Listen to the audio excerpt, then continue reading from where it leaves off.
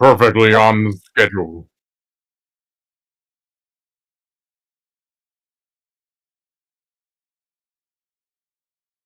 The Clash of the Giants has come, ladies and gentlemen. Place your bets. Have you? Do you see how much bigger swans are compared to geese in real life? It's not much of a competition. In this corner, coming in at 3 foot from tail to beak and weighing a hefty 36 pounds, we have Swanfather. I don't know how big swans are. Probably. I mean, I'd imagine their wingspan's probably taller than their height. Air quote height. If I was actually 4 feet tall, I'd be so cooked.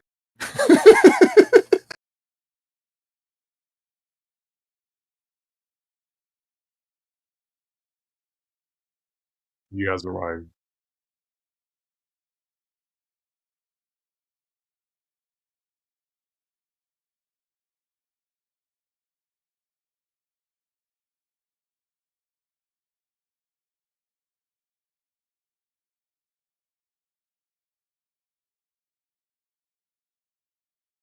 Ducks are pretty chill.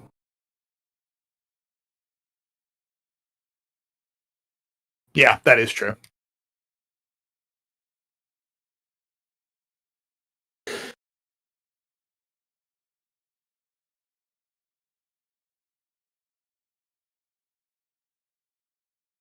Yes, I am. Oh, God, all right. Let me get the list.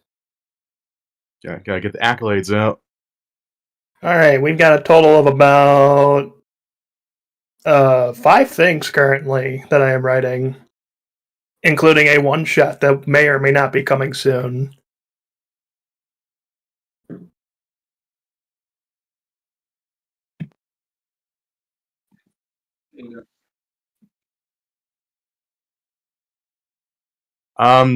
Technical difficulties, ladies and gentlemen. The goof has screwed the pooch. Again!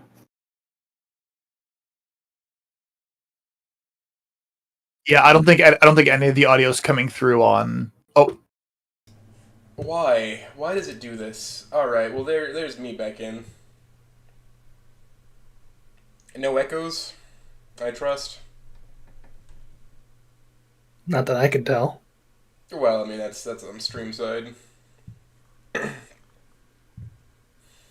You are now visible on. You are now audible on YouTube, so we'll consider the matter closed. Hopefully. Yes. Hopefully I'm not peeking everything out too bad. And hopefully you all aren't echoing, because that has been known to happen. Ooh, doggy. Well, off to a wonderful start for the day. yeah, I'd hope not. I moved my setup out of the tin can house. Why were you in a tin can house? Listen, man, don't judge me. We kind of have to at this point. Yeah, So, all right. Well, we are getting off topic, We but are yes, way gone off topic. Mr. Swanfather, you've already mentioned that you're writing 5 stories plus one shot.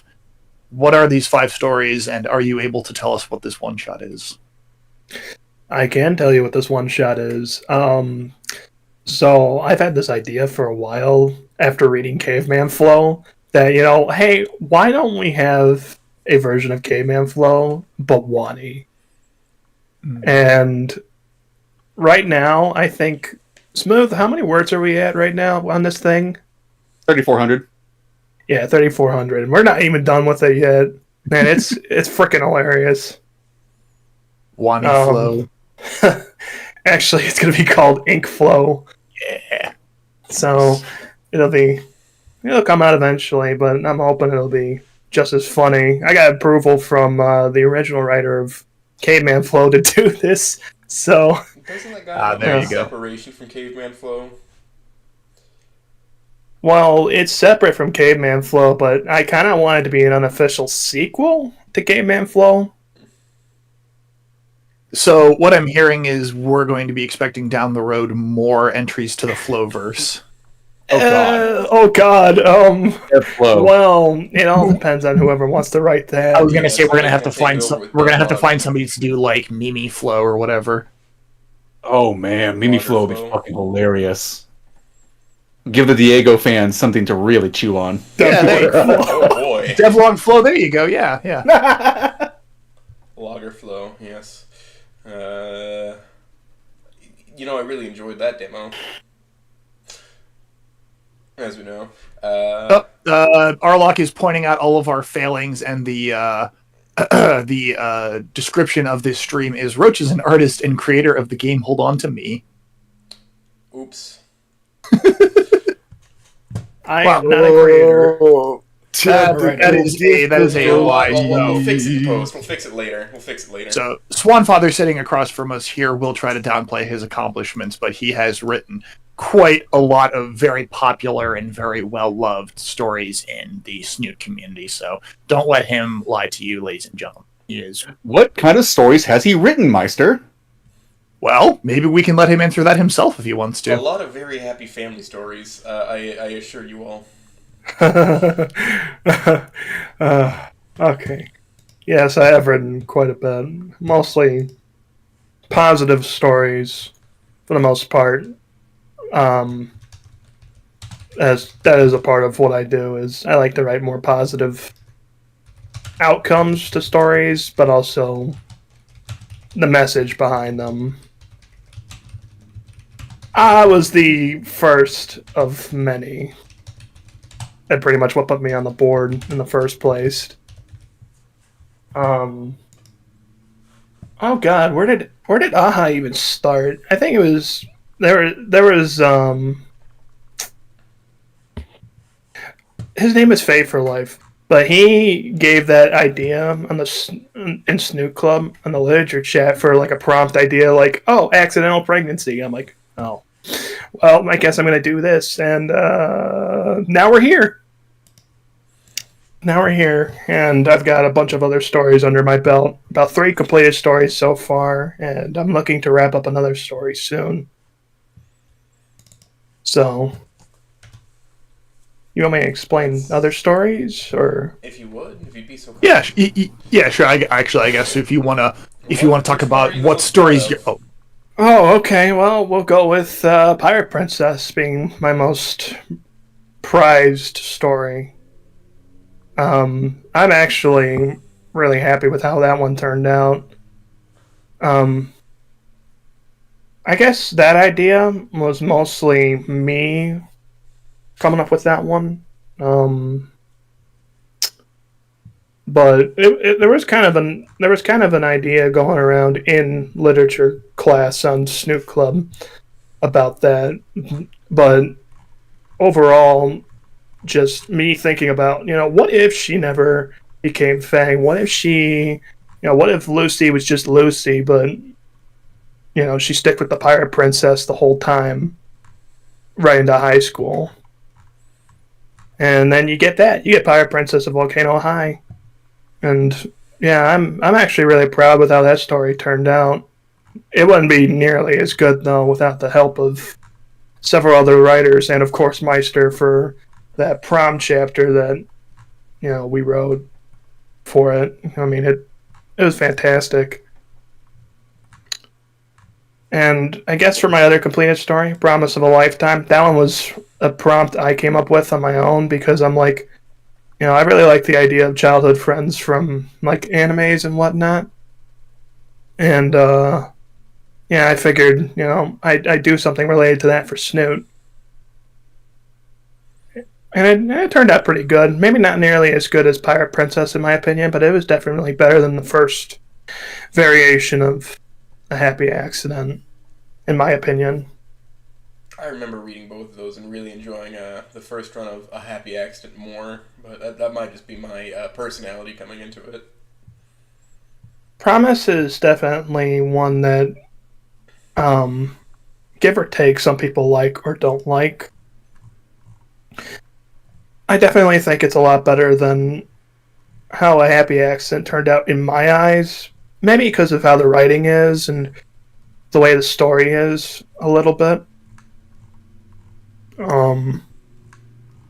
which is why I'm kind of rewriting the entirety of A Happy Accident currently to change how the story is a little bit, but also to apply some of the better writing techniques that I've learned now compared to how I did it back then. Because you know how fast I wrote that freaking thing.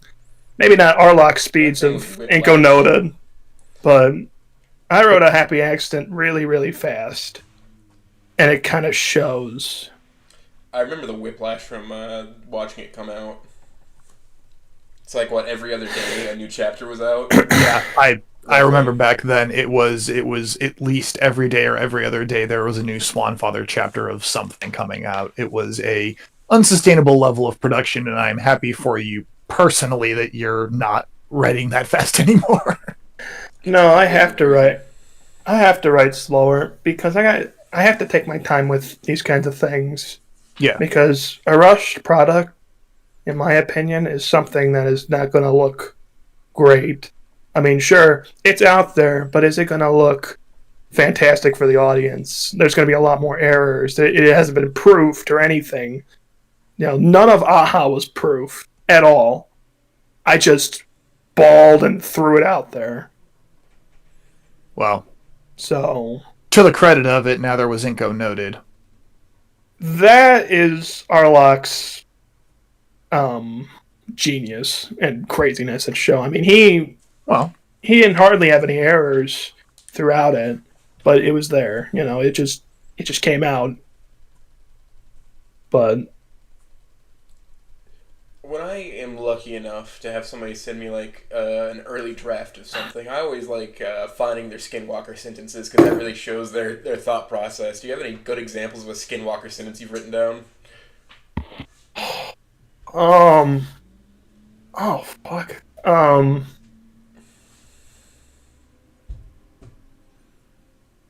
thinking about it. Like define Skinwalker in this case. So a Skinwalker sentence is something that has a lot of words in it that ultimately lead up to meaning nothing important. So just a lot of purple prose, pretty much. Just a lot of unnecessary prose that doesn't add anything to the thing, to the work of literature. But it's like sometimes fun to see those and have them stick out. Like I'll catch it sometimes when I'm reading other people's things, just Skinwalker sentences that slip through. I'm sure there was a lot of that in the original Aha script that I wrote. I can't think of anything, though. That's the problem. I can't think of anything that would be super purple prose. Because I knew what it was. Like, what purple prose was. And I wanted to avoid doing that in the first place. I wanted every sentence to have meaning. That's how I approached my writing. Every sentence or every thought that the character has should apply to the story and actually have meaning to it instead of just serving no purpose. Unless, you know, you include some of the comedic kind of crap that goes on through it. Well, I mean, there is definitely a purpose for the Sims to be added. It's just its current forming makes it linger on too long. I guess a better phrase for you might be zombie sentences where it shambles to get to the point. Oh, I definitely had that in the original A Happy Accident. You know what? I'm going to pull up the script right now, because I have the original script right in front of me. It is one of my favorite things, is just seeing how people's brains work and their most comfortable lining, which is where the Skinwalker, like, before you've gone through a proofer, before proofreading, before editing, the original draft is where you're going to have a lot of just who you are spewed in there, and that's where Skinwalker sentences come from, when nobody else touches it, and it's just purely you. Oh, you know what? It's one of those things that everybody's guilty of making in every body of work they do. That just gets removed. Do you remember? I never removed this, but it's different now in the rewrite. But in Chapter 3 of Aha, when Samantha gets really pissed at Ripley for wanting to kill Nan, that was one of those zombie lines that I figured would be notable I had a bunch of those. There was a bunch of zombie lines in that chapter, writing purely off of emotion. Alright, so like in a happy accident, when Anon's dad shows up, I did notice something that I might ascribe to be a Skinwalker sentence in the original writing of it. Was it? Oh, wait a minute. Was it between their confrontation between each other, or? I think it was like when Ripley was like got a call to respond to Anon's apartment. There was a Skinwalker sentence just existing in there, and I think that's a wonderful thing. Was it before the call comes up? Yeah, it was like slightly before. I'm not picking it apart. I really enjoyed it. It's just Oh, I you end up know. noticing It's it when just. you read as much as I did at that time. Then again, like I said, a happy accident was never proofed. It was written solely on just whatever crack-filled energy was in my brain at the given time, and just what came to mind. That's just how was written, was flow of thought, rather than it being intricately planned out and everything. Which is why, yeah, stream of consciousness, pretty Yes. much. Yeah, stream consciousness. I mean, that's how you get the really heartfelt moments in fics. Is just your stream of consciousness. If you overthink it, there's not good emotion in it. Right. But and sometimes... No, go ahead. Oh, I was just going to comment, and that's where I think that even with its flaws and imperfections and how your prose and just structure has improved immensely since then, it still stands on its own merits because it still has that heart and that soul in it that you put into it, and that still shines through amazingly so, right? You capture that feeling, that emotion, that rawness. You can always change up the wording a little bit. You can always gussy it up, make it prettier, make it nicer, whatever and whatnot. But as long as you're capturing that heart of what it is you're trying to write, that message you're trying to convey, you can always make the words prettier around what you're trying to say. Mm-hmm. I'm not a kind of person who really likes flowery language, and I may not be overly detailed, but I do know how to get emotion across. Yeah, exactly. When it comes to writing out someone's emotions, what they're feeling, what they're talking about, or how they're explaining something, or in an argument between each other, like I can understand that emotion very well.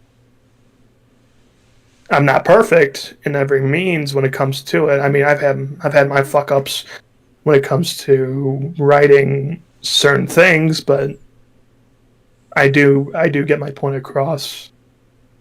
So I do enjoy the internal monologues you have. I think that really helps sell the story more so than external dialogue a lot of times. It's just like what people are thinking and feeling. Because it's not always like complete structure sentences. It's like, I hate that, or God damn it, why? Things like that. I mean, that's kind of what like Snoot Game was built on, was the internal dialogue of Anon, wasn't it? right, I wanted to capitalize on that, actually. The point of internal dialogue is really showing what is the character going through. You know, how are they thinking about this? You know, what are their thoughts on everything? How are they processing this? Because I feel like I talk to myself a lot internally. I talk to myself externally. I do that too, but it just helps me process things when I'm able to go through things in my mind. And I feel like you can do that easily with someone like Anon or Inko. When you get their point of views, you can do that for pretty much anyone in a story. If you're going with a multi-point of view kind of story, it's much harder to do in a third-person perspective, which is why I excel at first-person perspective.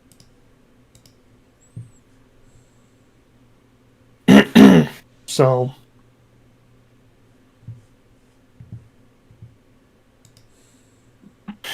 Oh,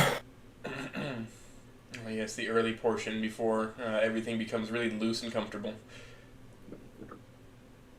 Do you have any, I suppose this is a decent question to ask, do you have any weird meditative things you do that help you get into the mind space for writing?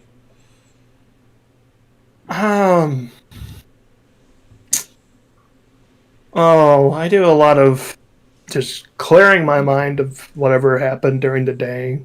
I just clear my head and I start thinking about what I'm writing about rather than what has happened during the day.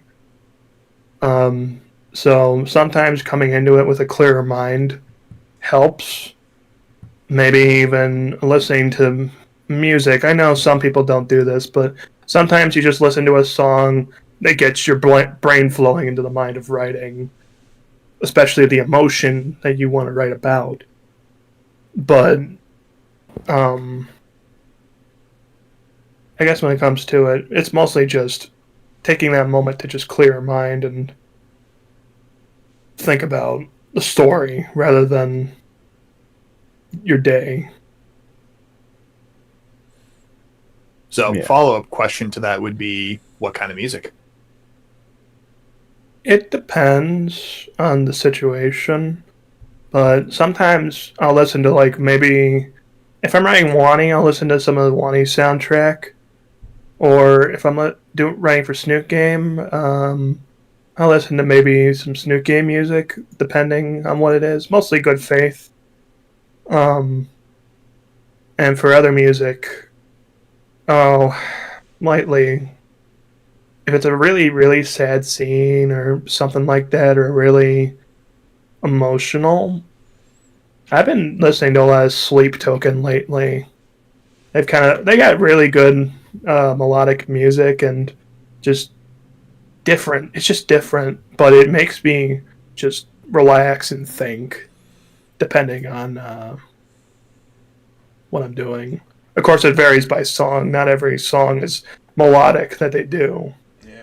To piggyback off that, like when I'm doing anything creative, I listen to like video game soundtracks, of course, but it's always the stuff from the disaster scenes. Mm-hmm. Like when the action really picks up, because that's written and composed in such a way to make you lock in. The Skyrim soundtrack does that for me too. That's also something I use to help lock in when it comes to writing. As of late, I've been using the soundtrack from the Arizona Sunshine series, Mm. just because it's really good focus music. Somebody's asking a question from within the chat, and they're asking what your future project plans are beyond fics that you have right now.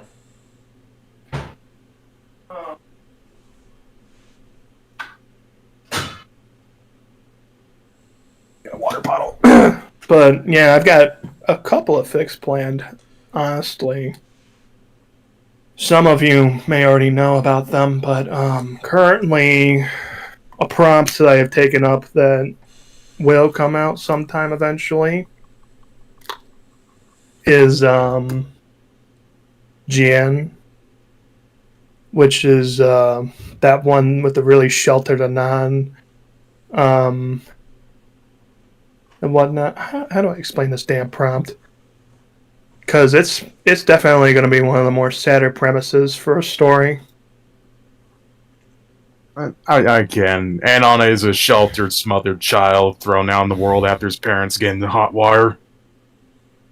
Yes, it's a more, I guess, how would you explain it? More religiously smothered Anon. He wasn't exposed to the world like any other child. So he wasn't allowed to interact with other kids, other families, television, internet, stuff like that. It's pretty much not borderline. It is parental abuse in that form.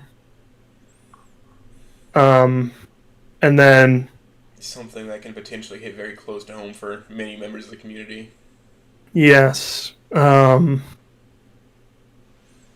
some of that mindset that he has changes when his parents start becoming less available, and they hire a nanny for taking care of him. But little do they know that nanny figures out what's going on with him and starts teaching him about certain things. And what opens his mind is this song that she shows him, and it's something that makes him think a little bit. Something that shows him, God, what was it called? Europa by Santana. Yeah. It's just an idea that a Snoot Club member had given me to write this. That this aunt, or supposed aunt, shows him, this music, and it really is something that he enjoys just beyond religion. And then when he is eventually having to be moved away, and pretty much to start a Snoot game, he's on his own. He doesn't have anyone. And now he has to just... He doesn't even have like the support that comes from being on the 4chan board shitting. Right, he doesn't have that. Probably kept him together in the regular game. And he's very innocent when it comes to experiencing life. So he has no idea about anything related to these different genders or sexual orientations, or even Saurians for that matter, because he wasn't hardly exposed to Saurians, dinosaurs. So yeah, it'll be interesting to write about. I've got a little bit down for it, but it's right now there's mostly just notes and some lines, but it'll be interesting to write for. And I guess another project that I'm eventually going to be working on, once I Want to Take Responsibility is done, which I'm looking to finish pretty soon, I can start cooking up True to Yourself, a writing that I have been waiting to write for a long time. Pretty much ever since I finished A Happy Accident the first time. It'll be a mostly OC-centric story, with the Snoot and Wani cast as like supporting characters, because this takes place in the future, pretty much. But it'll be mostly revolving around some of the characters that I had introduced in A Happy Accident. Yeah, it'll be interesting to see once I start cooking that up and writing it. I have a lot of characters to cook up. So, following off of that, Swan, I got a minor question. Mm-hmm. Who do you find easiest to write for in your stories, and who do you find the most difficult to write for, character-wise? Good question. When it comes to it, I think the hardest person that I have a hard time writing for, it has to be, it definitely was for me, Naomi. It was the hardest to write for mentally, because I can't put myself into that perspective normally of how she thinks, because you don't know what she's thinking at all, other than you get what you get in Snoot of how she acts, and then you get the Naomi tribulations where you see her in a little bit of a different light. But for me, Naomi was the hardest to write, especially in Promise of a Lifetime.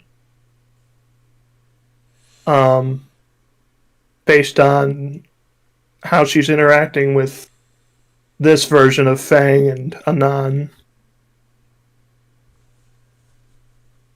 No, I'm not. Of course I'm. You saw that. I assume you have the chat pulled up, don't you? Yeah. Swan is not particularly a manipulator. Got it. What? No way, huh? I can't believe you were a dude this entire time. What? When it comes to easiest characters I think I can write for, I think Anon would definitely be one of the characters I can easily write for because, in a way, I kind of relate to him, base Snoot game Anon. So it's a little bit easier to write for. His thought process on everything. Um, but when you change up his mental perspective in a story like Promise, while retaining some of that original Snoot game mindset that he has, then it becomes a little bit more difficult, but it becomes slightly easier. I'm not sure, but um, Anon was definitely someone harder to write for Snoot Game Plus because he had already gone through E1. But it isn't all just depression, blah blah blah. I want to kill myself, blah blah blah. He was alive a lot longer than Fang was after E1. But he's a lot of time to reflect. He did have a lot of time to reflect, but at the end of it, he did end his own life. So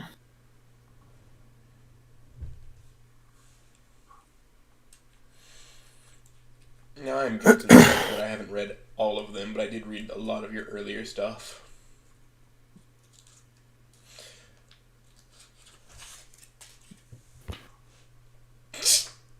Well, so while we're on the train of asking you questions about your fics and everything that's going on there, so obviously we've talked about what you've written in your past, what you're currently writing, what you are planning to write in the future.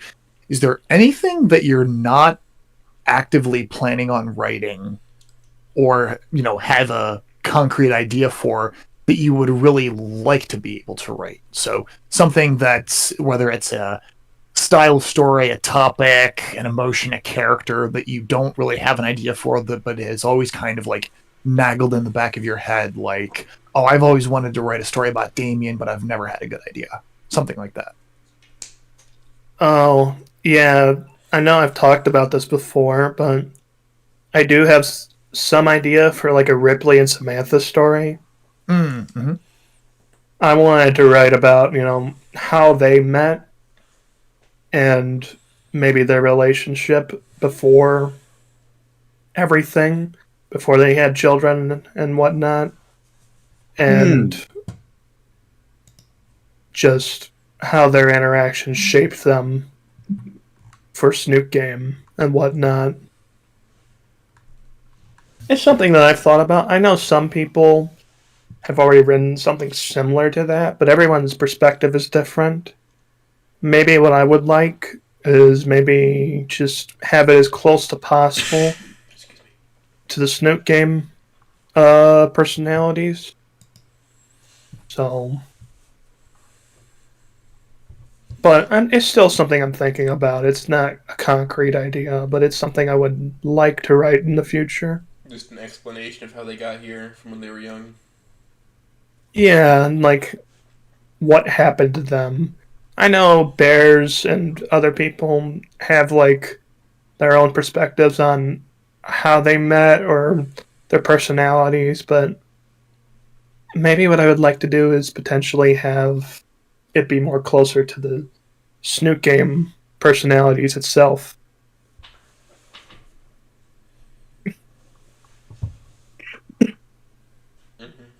Whatever that entails. So, is there anything that you will abjectly, or abjectly, refuse to write that you just will never touch? Not with a 20-foot pole. Well, everyone knows that I am firmly against anything cheating wise, anything of that sort. It's something that I'm uncomfortable with. Anything misery slop related, just straight up rope, I will not touch with a 10-foot rope because, well, it's just it just makes me uncomfortable mentally. It's not something I want to read because it's just going to make me feel like shit. But when it came to reading something like None in the Chamber, I mean, I was pretty much stuck reading it because I had to know what happened.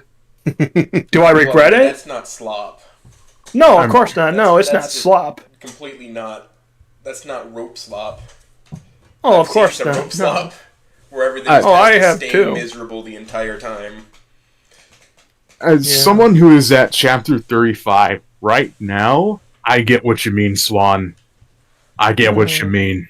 Well, hey, you're close to the end at least. Yeah. I was gonna say there's only 36 chapters, right? Oh, good news, Shuhan. I'm already caught up on Killer Queen. That's Shuhan. That's not Shuhan's regular YouTube account, is it? Shooty? Think so. I mean, I would assume it is. You, mister. You're really creepy.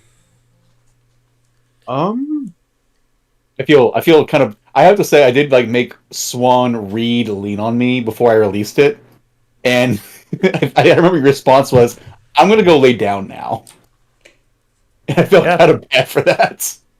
Yeah, I had to go lay down and think for a while after reading that. I mean, yes, it was a good read, but Jesus Christ. I felt bad. I'm like, holy shit! After I read that, I'm like, I just had to go think. Yeah, I would. I think there's been a total of 3 fics I've read that actually made me cry. Made me actually have to reevaluate my emotions, and I shan't tell you all of them. Red Apple is one of them. I know that much. It is one of them. I shan't tell you the other 2. I don't think a fic has ever made me cry, other than what was it? I'll tell you what did make me cry. It was Porcelain Doll. That shit put me in tears.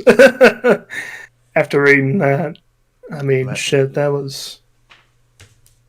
Porcelain Doll is like having a black coffee and then just like having a little tiramisu afterwards. Bitter, then a little sweet. Yes. Oh, hey, Meister, you're part of the group. How you doing, bud? I wrote one thing. I wrote one thing, and people won't shut up about it. You mean pickles? There's a... Oh, yeah. That's my fault. Don't bring it up. There's 2 of them on screen. This is Swan's interview. We are not going to start talking about pickles. You said only one thing, so you had to clarify, motherfucker. There's many things that bring up and go back into... Listen, we spent 45 minutes of mine. We're not going to waste time in Swans. All right, but I will admit, it's my fault that the pickles thing exists. Oh, yes. No, please. By all means, tell your perspective on the story, because I think that would be fun. Since it's been brought up. I love this story. I love it so much. So, it's my fault that the whole pickle thing started. Because I said, you wouldn't do it. And then he's like, all right, bet. And then he wrote it. And I'm like, what the fuck? So it's my fault that it exists. You know, you actually can make pickles inside of a person. We talked about this last time. Yes, we had this conversation. We've talked about but this. You weren't there for that part. Oh, shit. The pH of a human being is low enough to make pickles. Yes, it is. Oh, no. And that... Yeah. It's the less said, the better. Thing. Oh, somebody's asking me about smut fics. Oh, hey, Falling. Yeah, I did write a smut one-shot. It kind of just came to me because I'm like, you know what? I wrote a happy accident, but I went fade to black on that scene specifically. And I'm like, you know what? Why don't I just write the actual scene of what happens and just make it as fucking silly as possible, but also as heartfelt as possible. You know, and then you canonized it. Side quest things you can do. And make it completely detached from the fic, so you know you don't have to read it, but it's there. Isn't but it no, linked in the fic?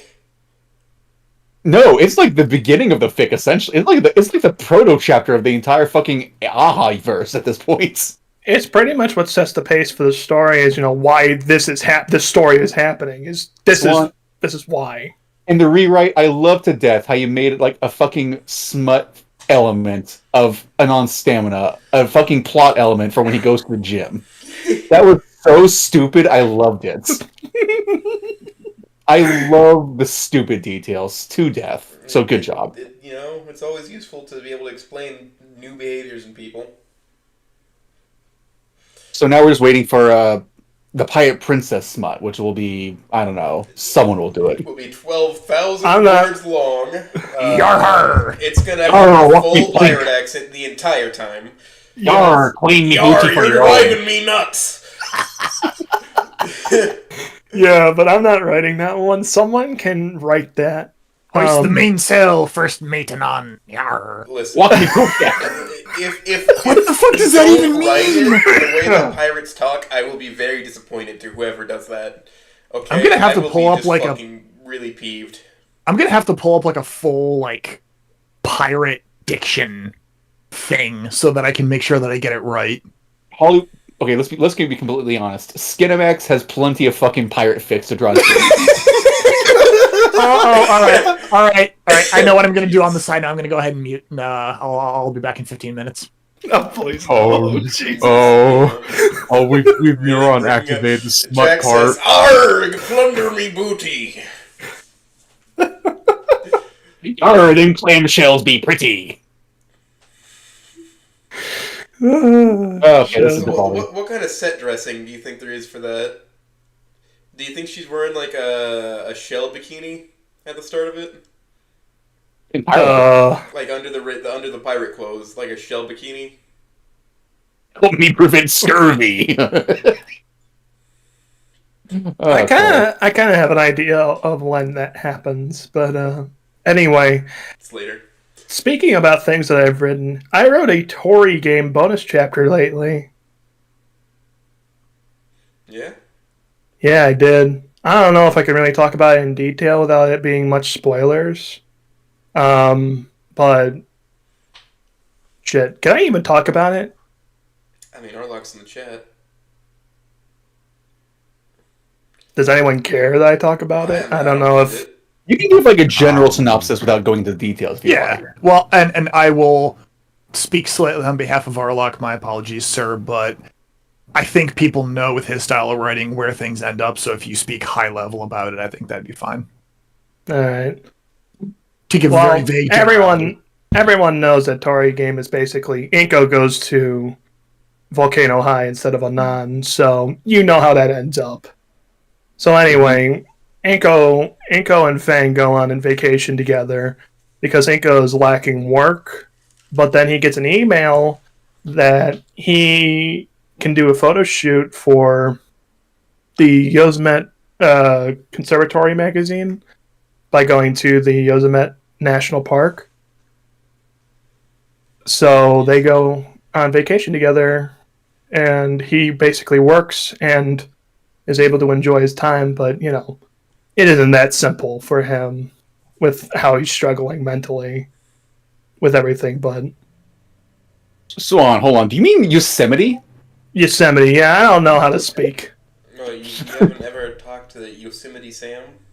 Yosemite Sam. Yosemite Sam. Sam. I need Yosemite Sam somewhere in a Snoop fic. Hey, Yosemite in my... I'm just like thinking like, what foreign park is he talking about for a second there? Man, I can't say certain things right. Blame my pronunciation, but... I mean, I knew you were saying Yosemite. I thought you just cooked up a Snoop verse saying for it. Oh, no. If there was anything, I couldn't make a Snoop version of it. Especially because KY gave me this prompt to do and a picture for it. Go check that out, by the way, because it's really pretty. I love KY. Yeah, he makes really good art. I am not mean, Falling. You have a lot more things to do. Oh yeah, for clarification, the chat, Chumbo here is Falling. No, you Author don't, of... You don't gotta tell him... You don't gotta tell all the secrets. I figured it out. No, I'm going to expose Falling because he needs to be exposed. I'm going to dox him. Why are you taking his pants away? Oh yeah, no, that's one of my favorite jokes. Just in general about doxing people is in our little group we dox people to be able to know their address so we can send them like pizzas and nice things. Listen, I sent somebody a Ben medallion that I made. Oh A God, is that like in medallion? a Ben medallion? Is that like a fucking It's like the Sonichu Sonichu. medallion? Oh, It's because the guy no! received a Sonichu medallion, and I was just like, all right, you want a counter curse? Yeah, Oh, so a I'm a very little kind man. brief preface to this. Back in the summer, it was Lanny's birthday. One of the boys on the Humo Chord, Rock, bought him a legitimate a legitimate A Sonic Sonichu Shoe medallion made by medallion. Chris Chan, A legitimate which Sonic was 2 left medallion. with Chris Chan DNA and fingerprints all over it. You got a murderer's. Oh my god. Yeah, so Christ. I, being the gentleman that I am, made a counter curse object. Because as we know, the Sonichu medallion brings bad luck to whoever receives it. I So think made you a need to go Ben to a medallion church. for him. I think you need to bathe in the holy water and I- cleanse yourself of that evil spirit. Bathe in Sage's pickle juice. I What made a the counter fuck? curse object because I'm such a gentleman. I Ooh. sent it to him, and now he keeps that with him in his home. Oh boy, this That's his is good getting luck to be a object, apparently. spicy meatball of an interview. Oh I man. interviewed that guy. You got it. I just didn't talk about it. That first like 45 minutes of his interview was just pure brain rot, because that's what we agreed on. I do like brain rot. You go watch the Lanny interview then at some point. Oh, Oh Swan. god. Oh, Swan, you Read like over- brain rot. I have a whole page of brain rot questions. Me and Oh, Swan have hell been yeah. making brain rot with ink flow. It's gonna be fucking great. I'm looking Oh forward. I my love God. it. Oh, Brain rot's barrel such a fun mouse. thing to make. Ooh. Hey, Smooth, let's talk about barrel mouse. Oh please, yes. Let's talk about barrel. Wait, Oh my God. Like, Clarification. You said barrel of mouse? Barrel of Yes. moose? Moose? Barrel of mouse. You say mouse? Mouse? Yeah, I Nope. say a mouse. Huh. Okay, Barrel interesting. mouse? I have always said it in my head as moose. Moose. Mouse? Yeah, like a dessert, Yeah. a moose. Anonymous? Yes. Well, right, yeah. Not a moose, anonymous. Mus? Huh. Anon why mus? Anon. So actually, I oddly enough, I've always said Anon e moose. In That's my head. exactly what I've thought as well. Yeah. Well, I mean, it's the middle initial, not the full name. Anyway, yes, please talk about barrel of mus. Go on. Oh, all right. So barrel of mouse originally started as a prompt that I came up with. I was having a hard time writing it because I'm like, okay, I really don't want to write Anon's twin sister as a Mary Sue, but I felt like it was going in that direction. I was really worried about it, and I'm like, you know what? I remember that Smooth really wanted to do this prompt at some point, and then I stole it from him. And now that I actually have access to talking to him, I'm like, hey, Smooth, you want to help me write this? And he was like, I'm all in. Let's go. Yeah, So- pretty much. It's hilarious because like it started out with me writing Return to Monkey, and like when I first dropped the first chapters, I remember Swan commenting at me like, "What the fuck? Like I want this first." And then he dropped like Barrel and Moose the first chapter 2 days after my release, and I'm like, "What the fuck? Do we have a single brain cell between the two of us?" The answer may shock you. Spoilers, yes, we have a single brain cell. But Every now and then, it hits the corner of the screen, and that's what we call having an idea. That's Yeah, we call a happy but, accident. The brain cell I use is shared beyond many more people, so I get to have ideas less often, unfortunately. That makes sense. But since then, Swan and I, like, we just kind of like chat together, like all of a sudden, like, what if this character did this instead? And that's how we decided, hey, let's just make the twins that are supposed to love each other just like really upset with each other, because that makes way more sense. If like one character is a golden child, the other one's a reject, shit's not going to work out very well. right, And, especially when they're away from their parents and all that they know, and add in that drama of how they're interacting now that they don't have their parents around. Swan, And telling me to put your Ko-Fi in the description. All right. But anyway, so it's been helpful to have more ideas being thrown around, especially for the story. Now that I have an extra writer, Yeah. Especially since Smooth and I are pretty much on the same wavelength of ideas. So, And by wavelength, we're not talking about misery slop or, I guess, poly slop, like I've been called before, honestly. But more so just, hey, what if these characters just, like, twinged slightly to the left here? Like, what would that happen? What would happen? What would happen? And then we get, like, the best chapter so far, which I think was the track meet, which was really, really fun to write. yeah, originally I wasn't going to have a non do any sports or anything, just make a more base snoot. But then when he introduced that idea to me, I'm like, you know what? I could see this working in the case of like his sister pushing him to do sports instead of just sitting around all day on the internet. You know, why? But then you ask yourself, you know, why would he do that when he's more comfortable with the internet? And then you're thinking, wait, no, this anon is different. He actually has a sister. This could be different. This actually works. He's pushed to So- actually be physical in some extent. Yeah. And I think it works. I think it'll be a great point. Yeah. It's throughout like when you have a the fic. family that actually cares about you, despite like how oblivious they may be to your actual dealings and feelings, you change a little bit. Who knew? Yeah, who knew? But like I said, Barrel of Mouse has been interesting when it comes to writing for that, and especially now that we have, you know, the two of us doing it. So I'm very excited for that fic. Honestly, like it's one of the fics that I like helping and writing for. It's very fun sometimes just waking up to like a morning message from Swan going, "Hey, what if like XYZ happened and things went badly?" And I just go, "What if XYZ plus 2 happened and things went worse?" Yeah, like I'll come up with an idea in my brain and I'm just like, you know what? What if we did this? Or, you know, what if we did that? And it's just those morning thoughts that are like, oh, I could do this, but let's just throw it at him and see what happens. It's been a delight. It really has been a delight working with Swan like this. Considering, I think you were like one of the first persons to notice my writing in the community, which was a fucking shock to the system, honestly.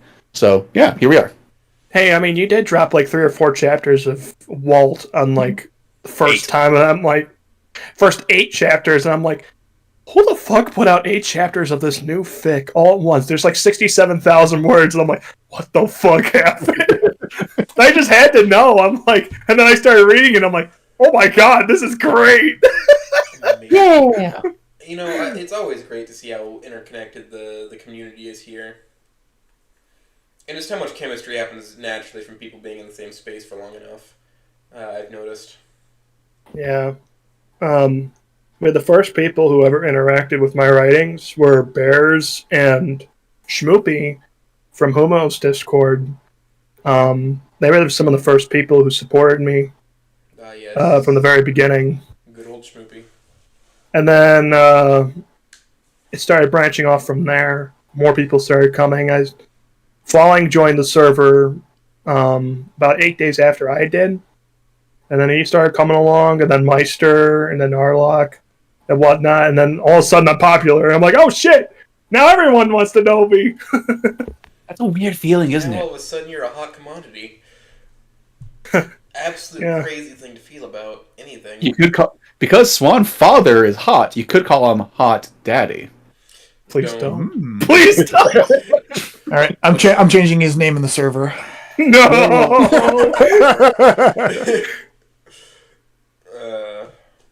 Look, the only one who's allowed to call me hot is my wife. All right. Respectable, fucking respectable. rub it in, huh? My wife calls me an idiot, and then she kisses me. It's great. Goals. Not all of us are so fortunate, you two. I mean, if we want to bring Arlock into this, he's also married, so we're just like a little trifecta of just like, well adjusted. Wait, oh, that's why this group works so well, is because we have like pillars of stability for falling and Ida Maple around. Yeah. You're the asteroids around the gravity well where we are. That is a great way to put it. I'm a man-made It's a great way to put satellite it. barreling through space awfully quick. Oh no, a pin touched me. I must explode now.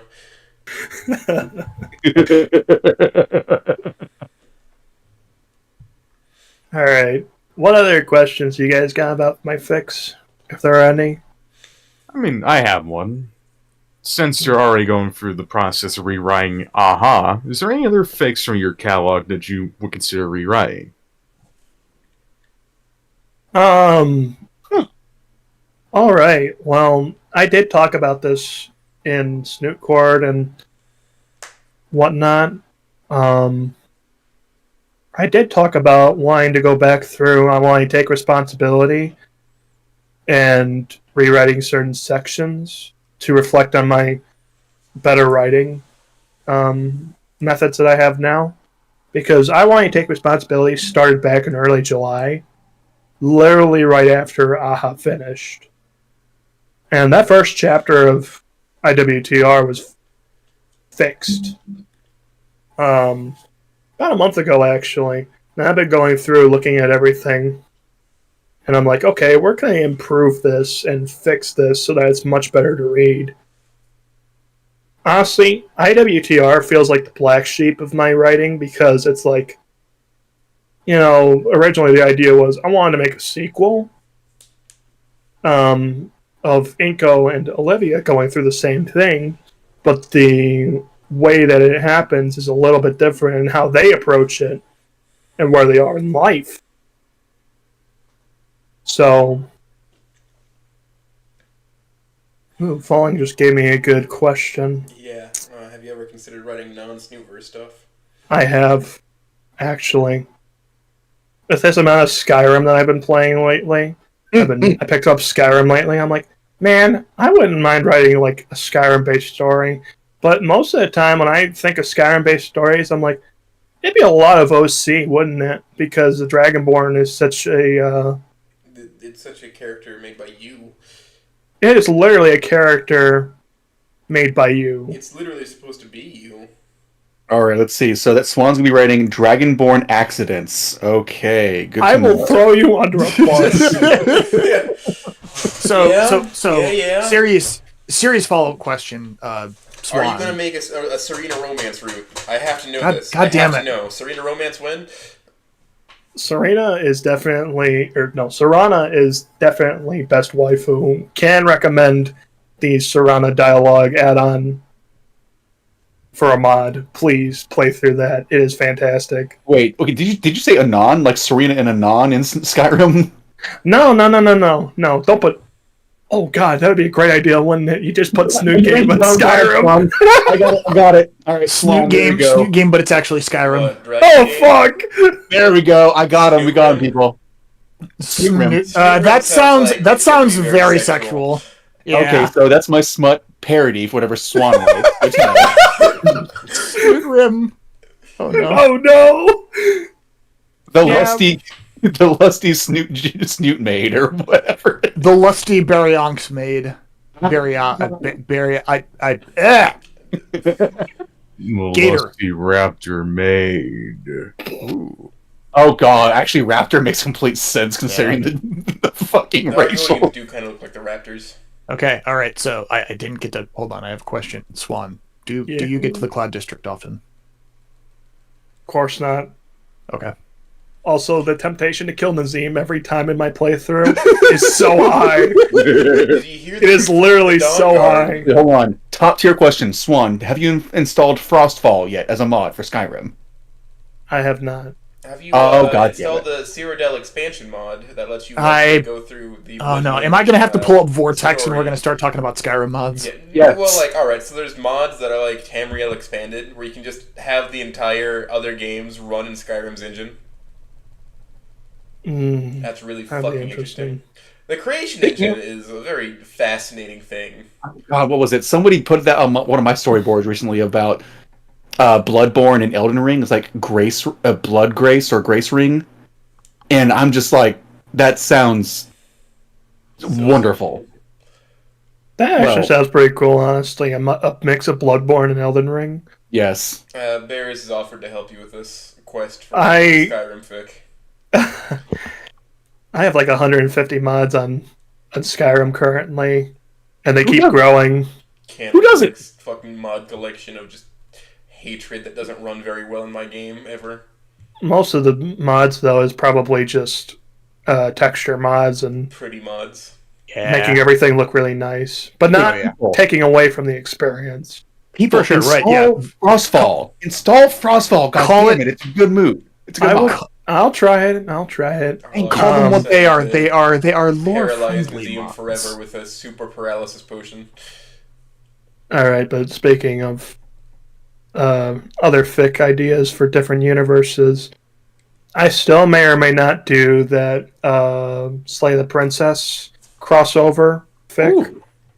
I'm still thinking about it. Originally, I was going to can it, but I'm like, maybe I still could do it, so I'll just leave it on the back burner for now. For just a But yeah, I wanted to get people to come in and help me with that one and make it like a multi-author crossover. But certain people have not played that game yet, so I really can't talk about it. Arlok is basically out here playing vanilla Skyrim. Then again, I do not blame him. Sometimes vanilla is good. I mean, 10 mods isn't really vanilla. If you're modding it at all, it's still I mean, vanilla. based off that Mods, report, but it's basically vanilla. But I was based just on saying, that right? report you gave me my storyboard, Swan. Yeah, you're pretty vanilla. Right. I'm not gonna. People keep adding into their storyboards. They're just like smut writings, and it's just weird sometimes. It's weird having people shill me into. Just Will writing there be a storyboards. Snoot fic focus on the concept of a murder mystery? Snoot Spec Ops The Line. So Snoot Ops The Line does already exist, Cello. It does? Somebody has written a one shot of it. Yes. Yeah, It's a yeah. Dat Doge wrote Snoot Ops The Line. It's like a little 2K, 3K word jobby. Okay, that's actually It's- kind of wild. That's great. Yeah, Yeah. but here's the thing: it's the end of Spec Ops. Yeah. Seeing somebody write the entirety of Spec Ops line with Snoot characters would be interesting. Oh, actually, here's a good question for you, Swan. What is your most controversial opinion / idea for Snootverse that gets you maybe some bashing or some like negative reactions on the Snoot chords? Oh shit. You can't say babies like or fan kids or whatever. That's too default. Maybe it's my idea for hybrids. In general, between like different species of Snoot characters and whatnot. It's not Because I guess you could consider him a fan kid, but if you remember in Aha, I've written about the Jacobs family, which is basically another tarot human couple who have children, and they play a role in the Happy Accident story. That they're not like overly involved in the original, but they're much more present in the Happier Accident, which is the remake basically of A Happy Accident. They're more integral to the story because the father figure owns the gym that Anna goes to in that one, and Roman is basically a hybrid between a pterodactyl and a human, but he looks like both basically. And you've probably seen him being mentioned before in like some other things that I've been involved with, in not in name but in just figure. But I don't know if I can consider him a fan kid, but he's not directly connected to any other character, so he's more of an OC. But he's the main character for True to Yourself, which will be about him dealing with society as a hybrid and school life as a hybrid, especially as a hybrid that looks the way he does. So that's pretty much the basis of that story, and that'll be an interest. It's something I've been wanting to write for a long time Bears knows about this because I pretty much talked to him about this idea the whole time. So Yeah, I've heard about it too. I mean, I've stuck around long enough to at least like hear somewhat about it. I am very much looking forward to see what you do with it. Because OC work and Snoot stuff, it's a pretty mixed bag from what I've seen. Would anyone else agree with that? Yeah, I mean, Like- you either Yeah. run into Yeah. like a concept that everybody fucking loves, or everybody decides to dogpile you. Yep. Either Well, it's and love you or will it's hate. and you'll get people who'll dogpile you regardless, just because it's not a canon character. Mm-hmm. True. specifically 4chan. Thank God they haven't found out about Just oh, they will. yeah. anything related to my character, but they know about me. They specifically know about me. But I Yeah. love The less man. the less platform you give them, the better. correct. I love still seeing people like shit talk us just in general.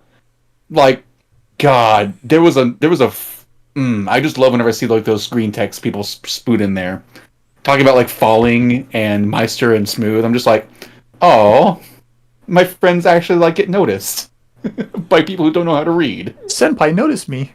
I did see a question in the chat that I would like to answer. This guy says, "Last question about hybrids. Would you write some as disfigured?" Well, if you're going to talk about like a disfigured hybrid, I would say that's more like a birth defect kind of thing, and there might be something related to that in True to Yourself. Maybe for like a character or a one-off thing that that might be mentioned in passing about disfigurement. But it is a possibility because of the Joshua fan kid that I've seen on the forums and on Snoop Boru. I mean, he looks like Joshua Graham pretty much. You know, he's all wrapped up and everything, but He has a shrink Yeah. wrap face. Oh, Yeah. Joshua Graham, he was Yeah, a yeah, brick yeah, shithouse. yeah, but that might come up. And then I saw another character from another question from Shuhan about Mia. What is your take on Mia, and how would you make her a better character? That's a difficult one because, you know, originally how they write it in Wani is that she's pretty much irredeemable in that aspect. People write her as you should hit her with a hammer. Like with Christ. like with Trish as well. Like people write her like that, and that's not true. I feel like Mia has a lot of trauma or something related to that, and that's why she acts the way she does. That she isn't completely irredeemable. But I got away with not having to write her in IWTR because this is literally a continuation of E4. So she's gone. Like she left. She's not a part of the story. And some people are like, "Oh boy, I wonder when Mia's coming back." No, she's not coming back. She went off to be a mechanic and then get harassed by Yujiro. If you take in the thing I had Jake Parade write for me. Or she Yeah. meets Sage and things happen. I Shut like the the fuck- Yujiro shut the stuff. fuck up. Holy shit. I like it when Yujiro just comes in and is like, "You're really nothing, huh? You know, you could have been something.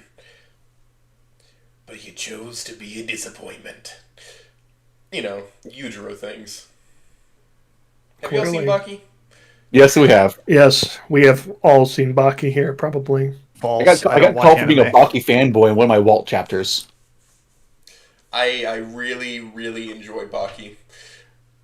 Who doesn't? It's the It's so stupidest. fucking dumb, but it's It's great. exactly. It's the dumbest fun show on like as an anime in a while.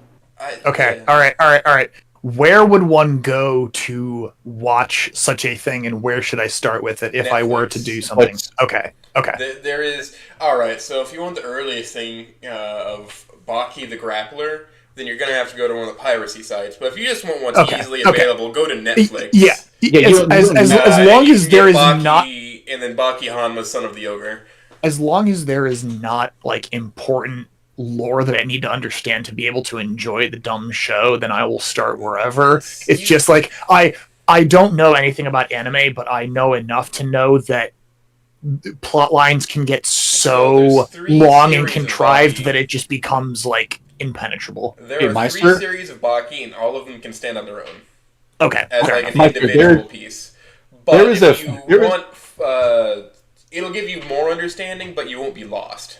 If Meister, you there's a watch the older character stuff. who blows a gun through another character's mouth and then gets shit bricked by a fist. That's the entirety of what that series is. Just insanity of, oh hey, I ate a bullet and I'm just gonna punch you real hard for it. Anyway, yeah, Orlok, I had Jake Parade make a fic, a very short fic, where Yujiro just mocks Mia's life decisions after she leaves because she ran away from herself. That's so It's in character for Yujiro to just start fucking tearing you apart for what he says is your weakness. It's in character. And he did a good job. Oh, hold on. We actually got a really nice question here in the chat. Swan, out of all your fanfics, which one would you like to see have an audio dub for? Whereas it's not just one person reading it, it's multiple people doing multiple voices. Oh, that's a good question, actually. If you ask nicely, I might do it. I might make it happen. If you ask really nicely. When it comes to maybe an audio dub, I'm kind of between Pirate Princess and Promise, between those two, but I would like to see Pirates more. Pirates would be an interesting one to hear dubbed. I did see another question up in the chat. Question, Swan, which fic would you recommend for out of all your work? And I think this is a question I might have been asked earlier. But yes, go read Pirate Princess. It is definitely one of the better things that I've written, and I don't know if I can ever top it, but I can try. But it's probably the most original idea I've had. So, also on the topic of anime, if you're gonna watch a fighting anime, I would recommend watching Hajime no Ippo first. Yes. That's a good one. Right Definitely. And it's on Netflix too. They've got the entirety of it on Netflix, so you can watch it from the very beginning and into what was it? What was that second half of it called with the animation change? The Fighting, I think, just called The Fighting. The Fighting, yes. I would definitely recommend watching it. It's a lot of it's a good one to watch. I'm getting my wife to watch it with me. If you want like some of the classics, you could do a Yu Yu Hakusho, or as it's called, localized Spirit Detective. Mm-hmm. If you watch the dub, you'll notice that one of the characters sounds a lot like Muscle Man from regular show. It's great. You know who it sounds like, Muscle Man? My mom. My mom. You know who sounds like Muscle Man? My mom. There's one of the Just tism be triggers. glad All the right, touch good. isn't in here right now, otherwise Carl would have taken over. Right. Oh no. I do think the most like Swan like romance anime I can think of is still it's a toss up between Horimiya and My Love Story. Have you ever seen My Little Monster? Fun. What? There's an anime. It's a romance story called My Little Monster. Nope. It's an interesting one. It's not alright. So like it's about a delinquent falling in love with a preppy girl. Oh, I don't know if I've seen My Little Monster. It sounds familiar though. But to answer your question about Horimiya and My Love Story, yes, those are two of my favorite romantic comedy animes. And they're pretty much like the basis of how I think of romance, on top of my own real life experiences with romance. I mean, unnecessary shout out, but also a shout out necessary for Glint by Eorn for Horimiya reference. Oh yeah, no, it is pretty much just a giant Horimiya reference in general. I help him with that actually. Yeah, aren't you the editor for that series, my guy? Yes, I am the editor for no. Yeah, you see that syndicated television show? I did that. There we go. The jig is up. The chicken's off. That came out in 2012, I want to say. Yeah, that was me. That was all me. Oh shit. Yes, I wrote Dragon Ball Z. I go through Dragon Ball Z. Holy shit. No, sorry. Yeah, but I edit for Glent, which is Eorn's a non-nerd neck fic. So no, I pulled my wife not through anime.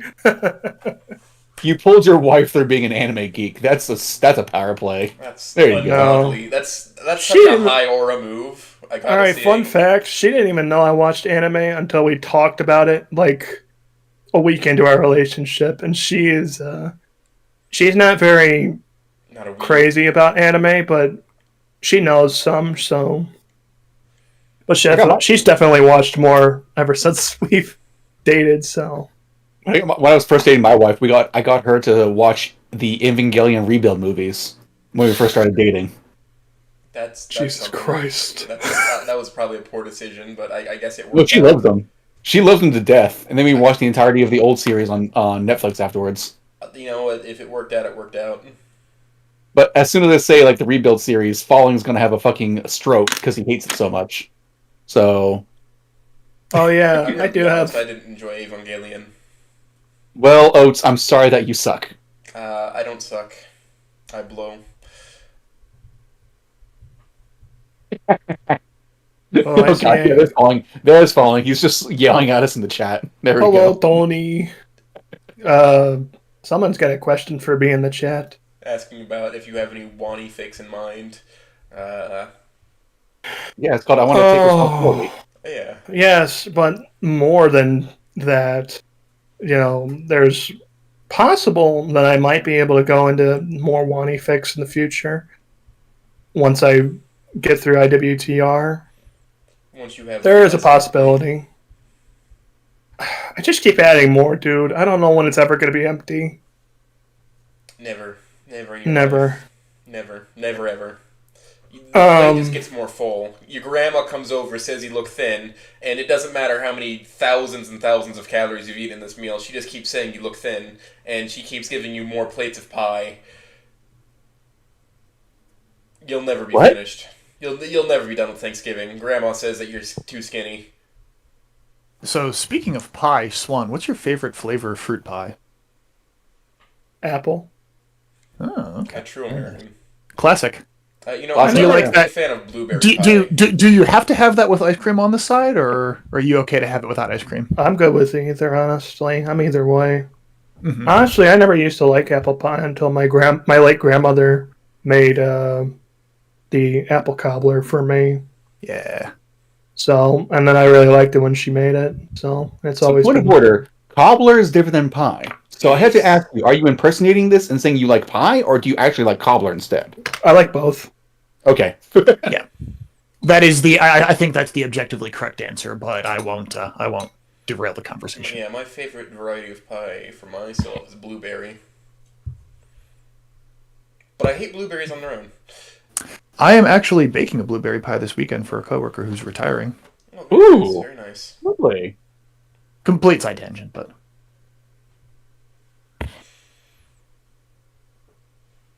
Blueberry pie is just such a treat for old timers, you know? It's made for the elderly, I feel like. Okay, can you explain that? I'm not following.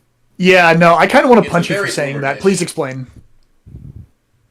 What? It gives me the vibes of retirement home, but that's probably just because of the nursing homes I've visited people in. It's always serving blueberry pie. Okay, so you have a mental association with it. Yeah, Okay, I okay, guess. okay. Fair enough. Okay, that makes more sense. Yes. Yeah.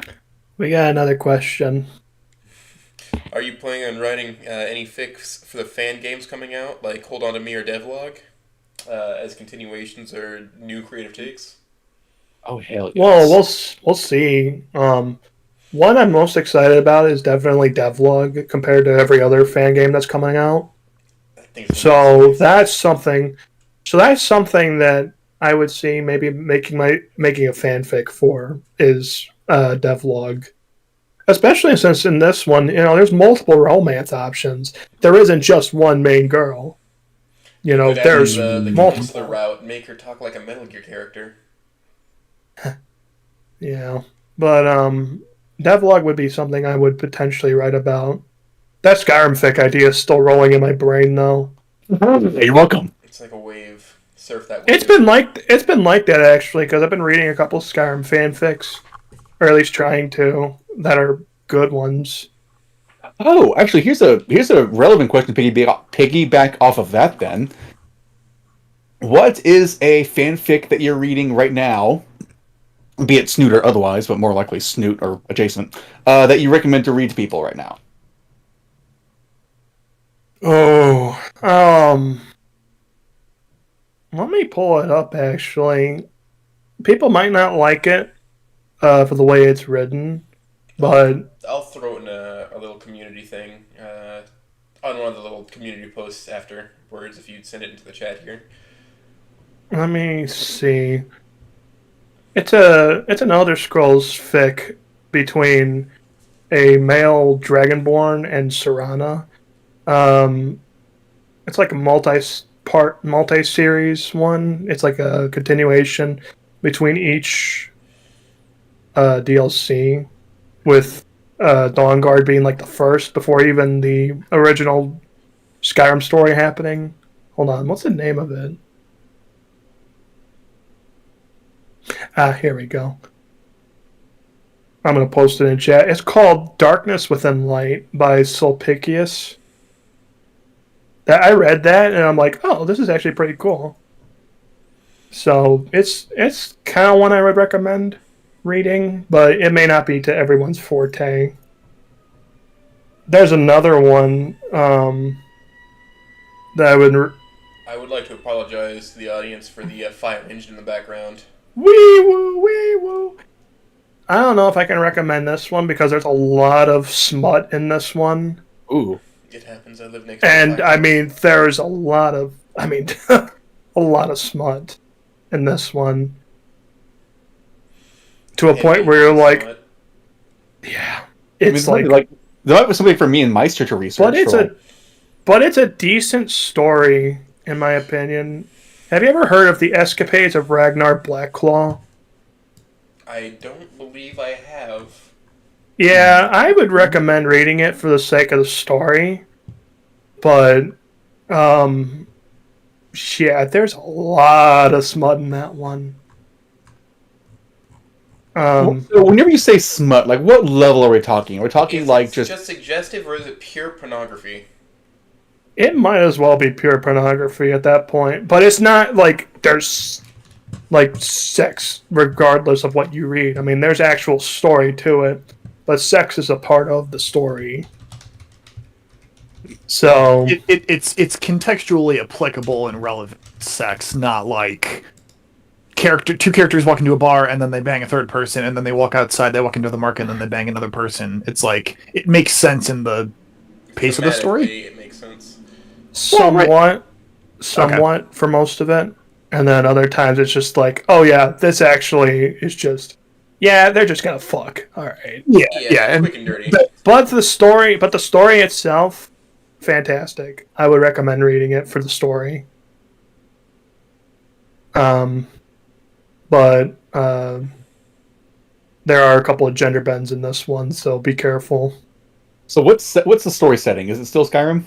It is still Skyrim. It's just that the Dragonborn actually has actual backstory, and this guy makes his own character into a thing. So it's I don't know how to fucking explain it, man. I don't read too deeply into it, but I think it's interesting. But if you're gonna read something that isn't smut orientated, I recommend the first one. The first story that I was talking about. You have the link to? Yes. I went ahead and I made a little post saying that you've recommended the story. All right, Swan endorsement. Let's see what that stands up for. Yeah. Let's see if people come after you or me. Or they get us confused because apparently people think that I'm one of your alt accounts. Wait, what? Really? Yeah, somebody asked the question, isn't that one of Swan's alt accounts? Well, you think I'm writing so many other things? What, you think he needs a little retarded homunculus? Just to say stupid shit?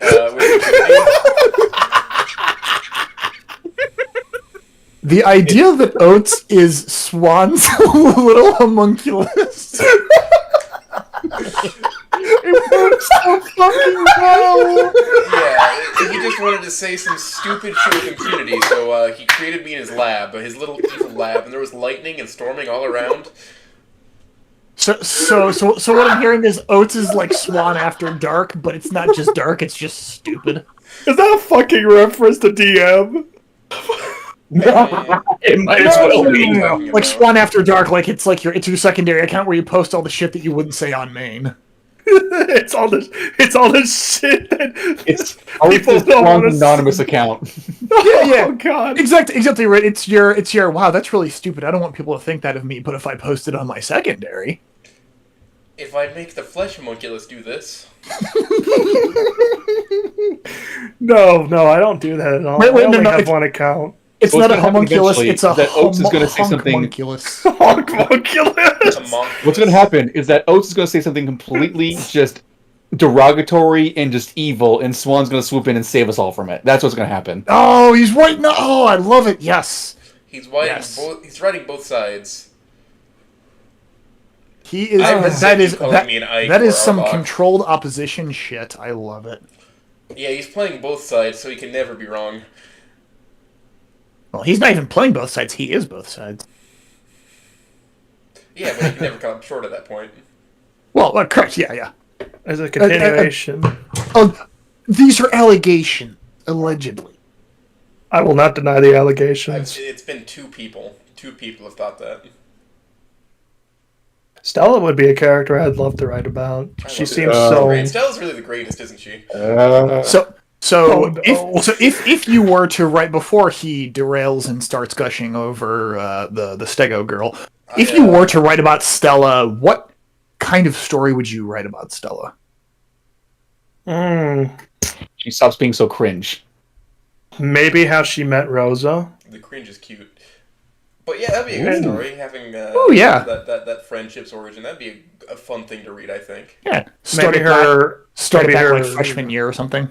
Yeah, maybe her early interactions with a pre-Fang Lucy and whatnot. Maybe her interactions with everyone before Anon, but she already knows Anon at that point, in a sense, as an online pen pals kind of crap. So like a post pirate princess, but pre-Fang Lucy, as she's like being influenced by Trish early on, right? That would be a side character there, but it would primarily be Stella and Rosa, and Stella's just like, I think there's something there. Yeah, it could be something.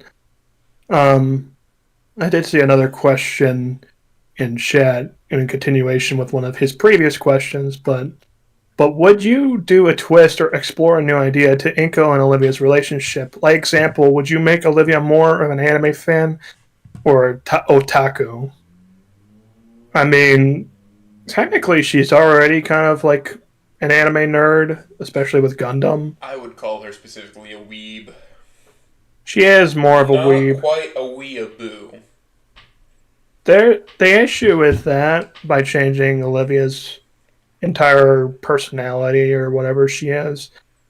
You just have crippled Stella at that point, if you go too far. Right. That's the problem that I see with it. And I know there's been a lot of like things like goth Olivia that you've seen. It's like, now how would you write something like that, making her goth? Well, that's already being written. Yeah, by Gator and Troy, I believe. Yeah, like we already have goth Olivia and bully Olivia. And then just normal walking, talking Olivia versus like a crippled Inko. Yeah. See, that's the problem with it, is like I can't think of anything that would really change that aspect between their relationships. but there's so much potential for Anon and Fang that you could do. Like, I don't know what the difference is, but for some reason, there's just so much you can do with Anon and Fang. Like, someone said, okay, so why don't we make Anon mute? That's an idea that I saw that I wouldn't mind seeing written. With an Olivia fic, you could bring Olivia's actual father in, I suppose, and that'd be something different. Or her mother, one that we never even heard about. Yeah, we never hear about that one. Oh. I just assumed That'd be the way to do it. You bring Mark and Jade into the equation. I know everyone names her Jade, but I really liked my Ashley idea better. I don't actually mind her Ashley dad at all. looks more like a Dave to me. I'm gonna be honest with you. Well, his full name, in my opinion, is Marcus, but everyone just calls him Mark. Oh yeah. I mean, it just sounds like a normal name. Definitely a Dave. I just don't know how people manage to name characters like that. I don't know where it comes from, but I guess that's just how it came with making OCs on my end too. Is how did I come up with these names? I shake my head back and forth really hard until I start seeing stars, and then as the stars abate away, the first name that pops into my head is usually what I go with. I envision who this person is and their actions and personality, and then Hey, I so, figure Meister, out, is that- yes, this Meister, man is is that just- named Charles Entertainment Cheese the Fifth. So hold on, And Meister, is that just straight up brain damage? Stupidest thing known to man. You were asking me about my brain damage? Yeah, like if you're just like suffocating your brain with mini concussions until you see a name pop up. Have you gotten a an MRI yet recently, bud? I am going to plead the fifth, but yes, kids don't microdose concussions. Microdose concussion. Kids don't microdose concussions. Hit people with hammers. Can you Do as I say, not as I do. I am a poor influence. Jack he's a great influence. If you would write Fang as not a musician and then make Anon the musician's relationship.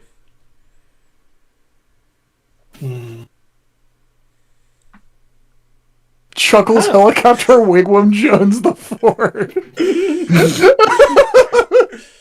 What is that, a clown? Actually, no, I can see it now. He is a tightrope walker. I don't know. Sorry, that's just such a funny fucking name. Okay, I'll shut up. Swan, would you ever consider writing your own fan game or mod? Ooh. Oh, like actually an original story? Yeah. Hell, true to yourself might as well be, because of all the original characters that are going to be in it, with the inclusion of the Wani characters, because Vinny is going to be playing an integral part to that story, because how I have it is that Roman and Vinny are the same age, so they pretty much grew up together and they live close by to each other, so they're best friends. So that's going to be like an interesting perspective to write when I do that story, is their friendship and how it changes as they go through high school. They're not just best friends, but they're going to go through some shit. So full three-dimensional characters. And Vinny really hasn't done anything in Wani that is extremely notable, unless you're counting for like E1. So. And you're actually gonna make a mod of that? I don't think I am, but maybe if I would, yeah, I mean, I could. The problem is, I can't draw. I can kind of draw, but I'm not very good at it. I'm sure there's many artists.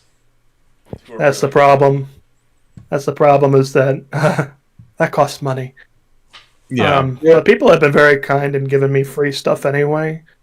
I mean, you got artists in our community like Toad, who's done so many things for us. Arlock definitely is among those artists too. He isn't just a writer, he's an artist. Don't let him fool you. He's done a lot of insert arts for some of our works. And who else have I asked? I haven't seen Quigley in a while, but they've done things for me too. I've gotten gifts. Oh yeah, Arkin. Arkin is definitely among one of those artists who's done cool things for me. I love Arkin. I've been Arkin. having people make art for me because I am in the middle of. I've said this 1,000 times probably. In the middle of making a mod. I love it. It's Right. great. It's great. It's great to learn programming when you've never touched any sort of language in your life. Learning from scratch entirely.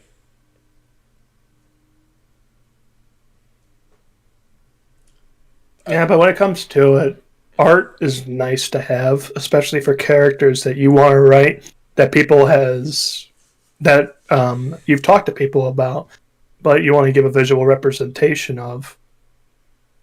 And eventually, I'd like to have all these characters that I'm going to be writing for in TTY actually drawn out so that people know what they look like.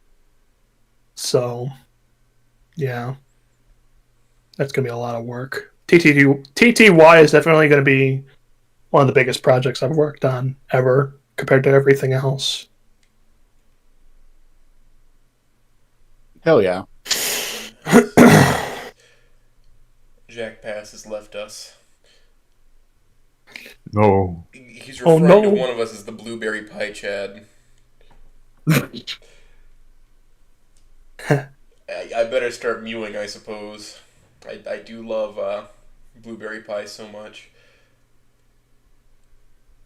Mog on those strawberry pie soy jacks. Fuck that rhubarb pie. I will. Yeah, all right. Sage- There's a lot. Sage There are enjoys there are a rhubarb pie. lot of statements that I will fist fight people in the parking lot of a Denny's at 3:47 a.m. over, and don't you be dogging on rhubarb pie. Sage enjoys a rhubarb pie essentially. All right, nope. Strawberry rhubarb is a very good pie flavor. Yes, it is, especially when it's in season. You know, you can trick rhubarb to grow like super fast, and you can actually hear it grow just by Yes. growing very little light. It is called forced rhubarb, and I'm planning on doing that in my garden this spring. You don't want it just to grow naturally. You want it to explode out and then be mostly the evil part. I'm growing raspberries, blackberries, and strawberries this year. I'm gonna have a multi-berry pie. I'm growing onions in my windowsill right now. Because we are- after an onion has started to bloom, it's so easy to start it growing. Start like an actual plant, seedling. You just put it in a cup of water, and they float. And then they grow out. You can grow them in Mountain Dew as well. All right, well, we could completely derail the conversation if I were to start to talk about how dumb that is. I understand why that works, but let's not get into that. I kind of agree with you on that, honestly, but Yeah.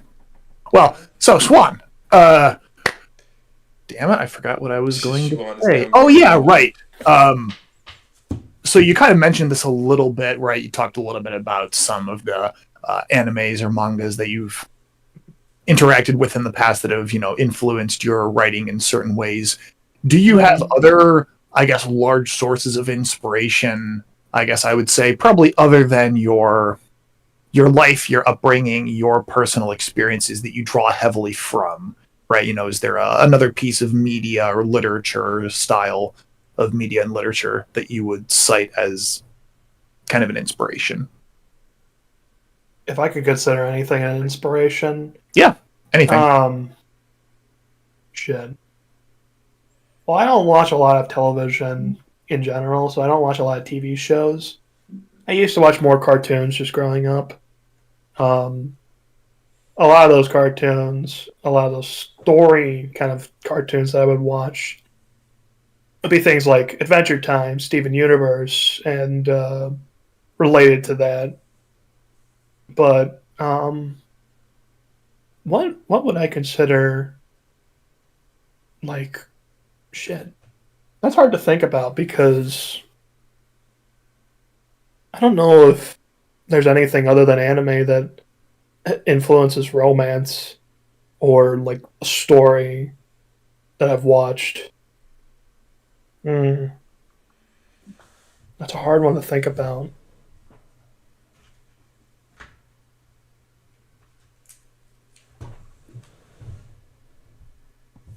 I really can't think of anything because I don't think there's a TV show that's actually, or a movie for that instance, that's really influenced me. for like a romance. Is there anything influenced you just to do something silly or whatever? Like Columbo has for me. Not really. No, I don't have anything. That's just the truth. I mean, it's mostly just anime inspired. I can't find flaw in that. All right, how about this? What's an anime that you watched you absolutely despise? Okay. Oh wow, that's a big okay, all knuckle right, cracking. shit. We're Jesus. we're all right. This is about to get intense. Oh, Everybody, lock we're in. getting Lock fucking in. real. Lock in. He's flipped his chair around and he's wrapped his legs around the back. He's getting real. If there's anime that I did not like watching and I will never watch again, it had to be one of which was a redo of a healer. I absolutely fucking despise it. That was, ugh. That's a really I can't believe one. Yeah. Don't watch What it, else? children. Don't watch it. Do not watch it. Dude, it's not worth it. It's pure slop. It's somebody's goddamn rape power fetish. What else would I not recommend watching?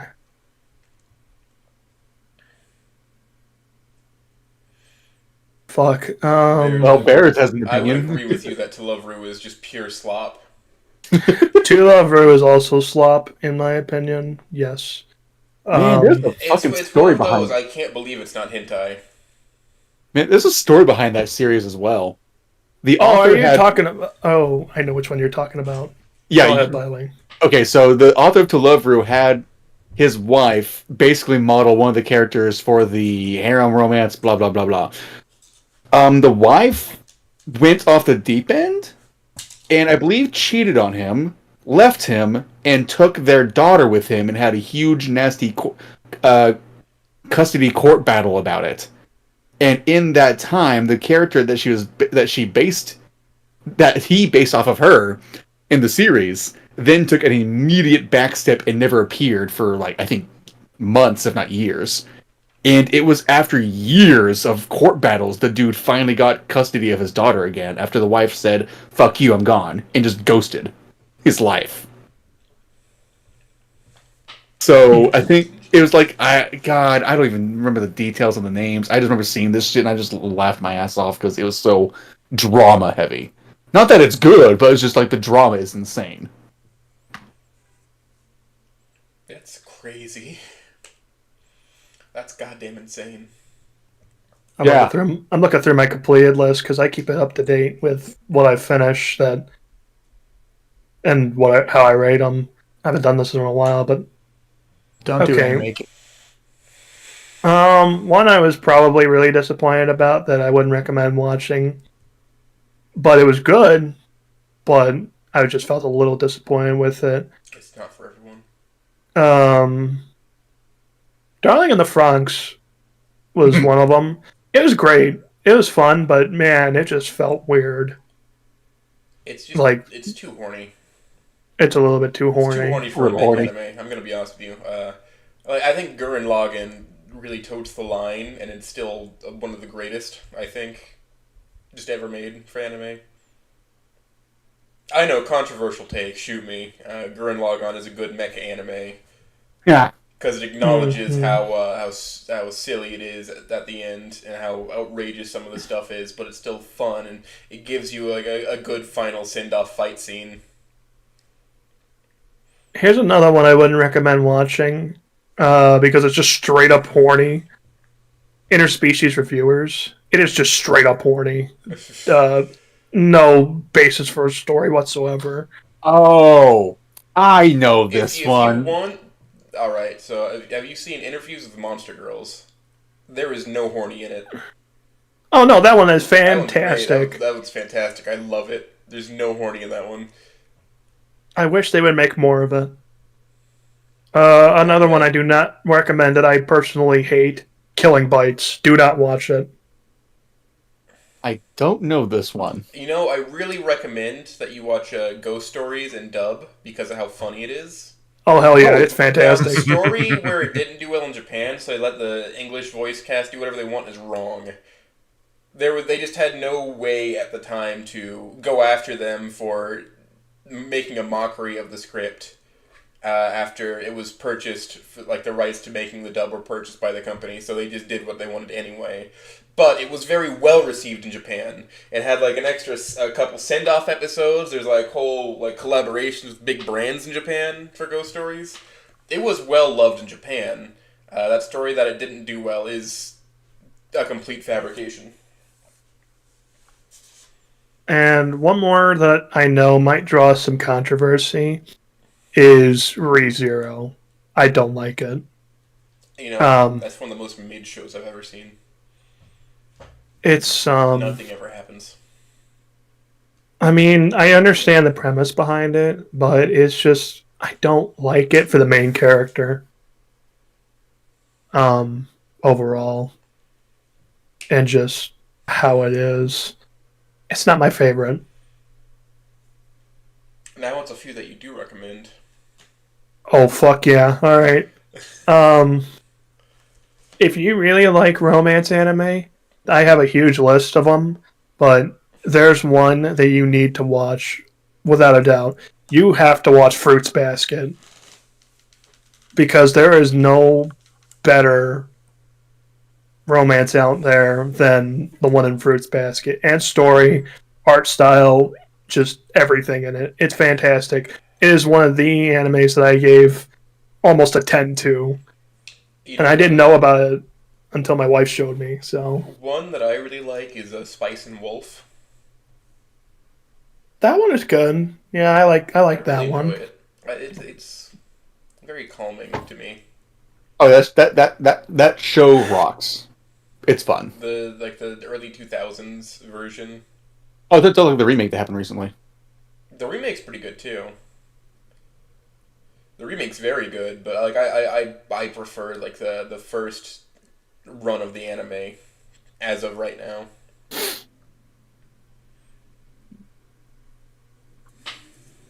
There's a couple of like short romance ones about like a husband and wife duo. It's like the episodes are about like what 3-5 minutes each, and it's like I can't understand what my wife is saying is the English. Yes, it's I can't understand what my husband is saying. That's good. Yeah, absolutely watch that.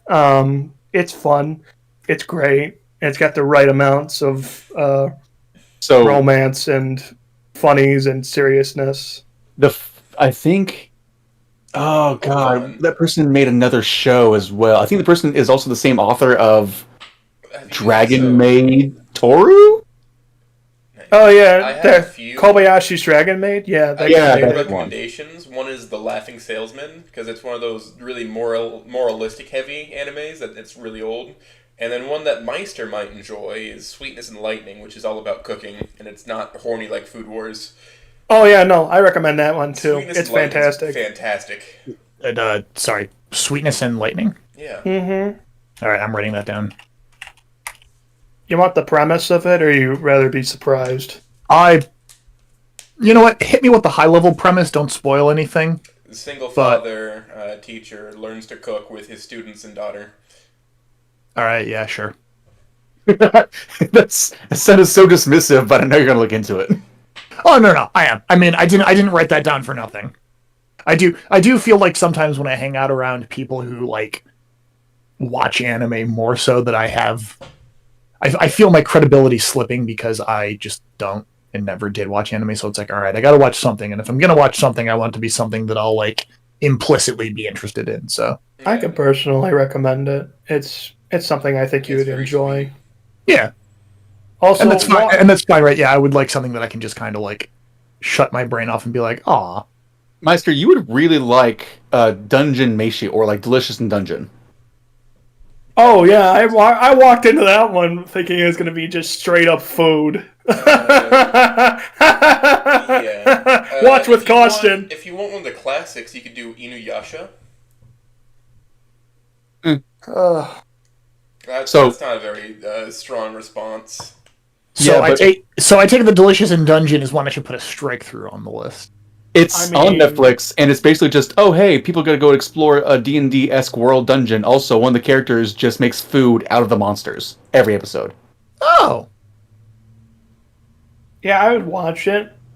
I don't know if I can really say The it. Humo server had a huge watch along for a while with Delicious in Dungeon until it caught up. Yeah, I'd recommend it though. There's just a lot in it. It's more than just food. I'll just The say dub that. is hilarious because they got YouTuber ProZD to play one of the characters. Yeah. What's another one- cooking one? I'm trying to remember. No, do not touch Food Wars. Do not touch that. No, That's that's evil. horny. That one's That's evil. horny. There's Isekai Store Nobu. slop. Sorry. Wow, damn. Damn. Listen, at one of these points, I'm just gonna watch the entirety of Porco Rosso with you, Meister. Oh, Okay, no. Pokoroso's fun. To comment on the slop thing, sorry, that was just like my brain worm that whenever anybody mentions isekai, falling has ingrained into me that I just need to immediately call it slop. Sorry. That's It's like actually completely fair. it's my sleeper phrase. Because if you want going- something that's really soothing and comforting, you could do the helpful fox Senko-san. I don't remember the Yes, Japanese title. absolutely. The helpful. Yeah, no, that what now? is. The helpful fox Senko-san. Fox Cinco-san. Okay. Just wanted to make sure Warlock that I has like a very good. I at least have that phonetically. Alec has a wild take, which is today's menu for the Emiya family, which is hilarious because that's a spin-off of a very dramatic, very weird concept anime entirely. It goes from battle and world domination politics to food in the kitchen. And Dictators also, gotta eat too. King Arthur is a woman. Yeah. Now, I've got one more anime recommendation, and then we can move on from the anime thing. But if you really, really want a cute romance anime to watch, that is just, oh, God, Bears knows exactly which one I'm talking about. But watch My Love Story and watch it through completely. Oh yeah, You will not regret it. Yes, do not skip any episodes. Watch it closely. It's beautiful. It's fantastic, and Yep. I highly Yep. recommend it. Give a single sentence for the premise, please, because I know what this is and I love it every time. For the premise, Yeah. Single sentence.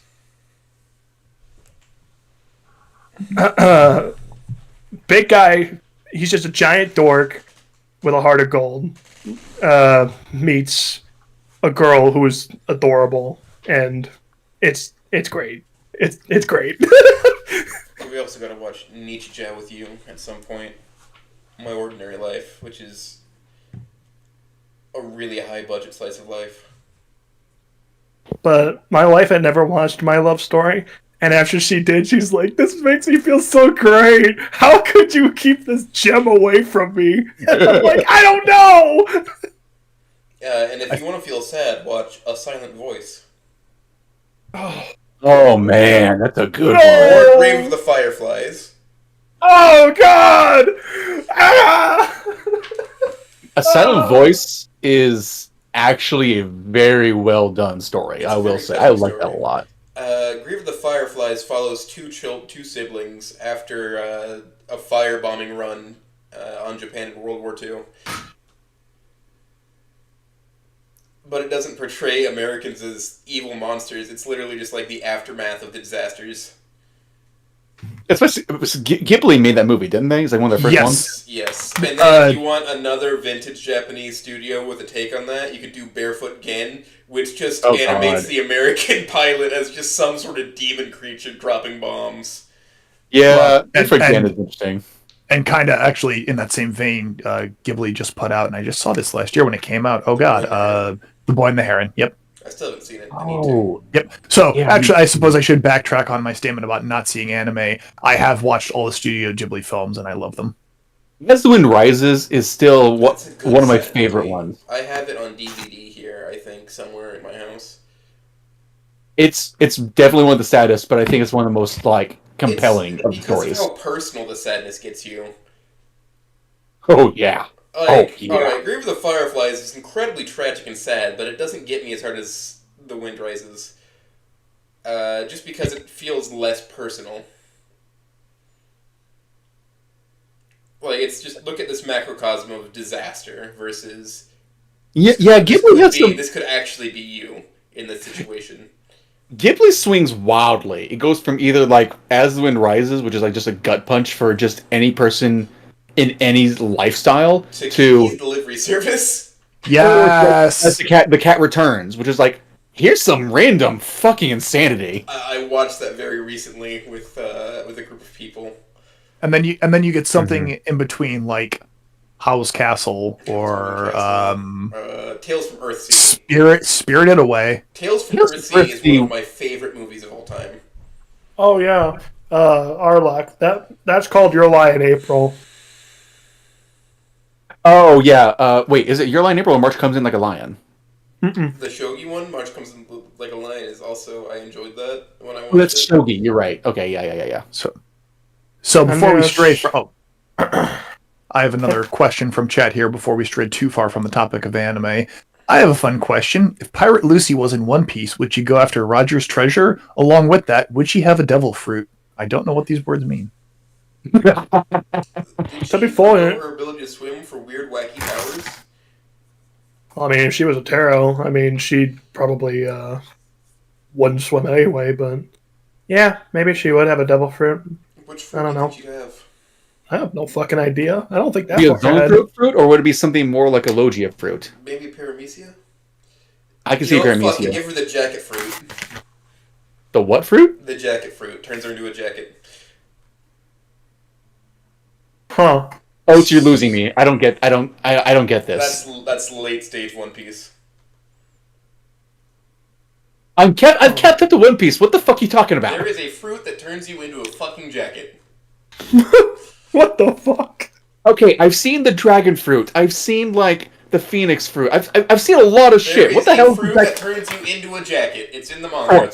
Source it. The jacket Give me the- fruit? Give me the chapter details for God's I sake. This don't is remember bullshit. the exact chapter.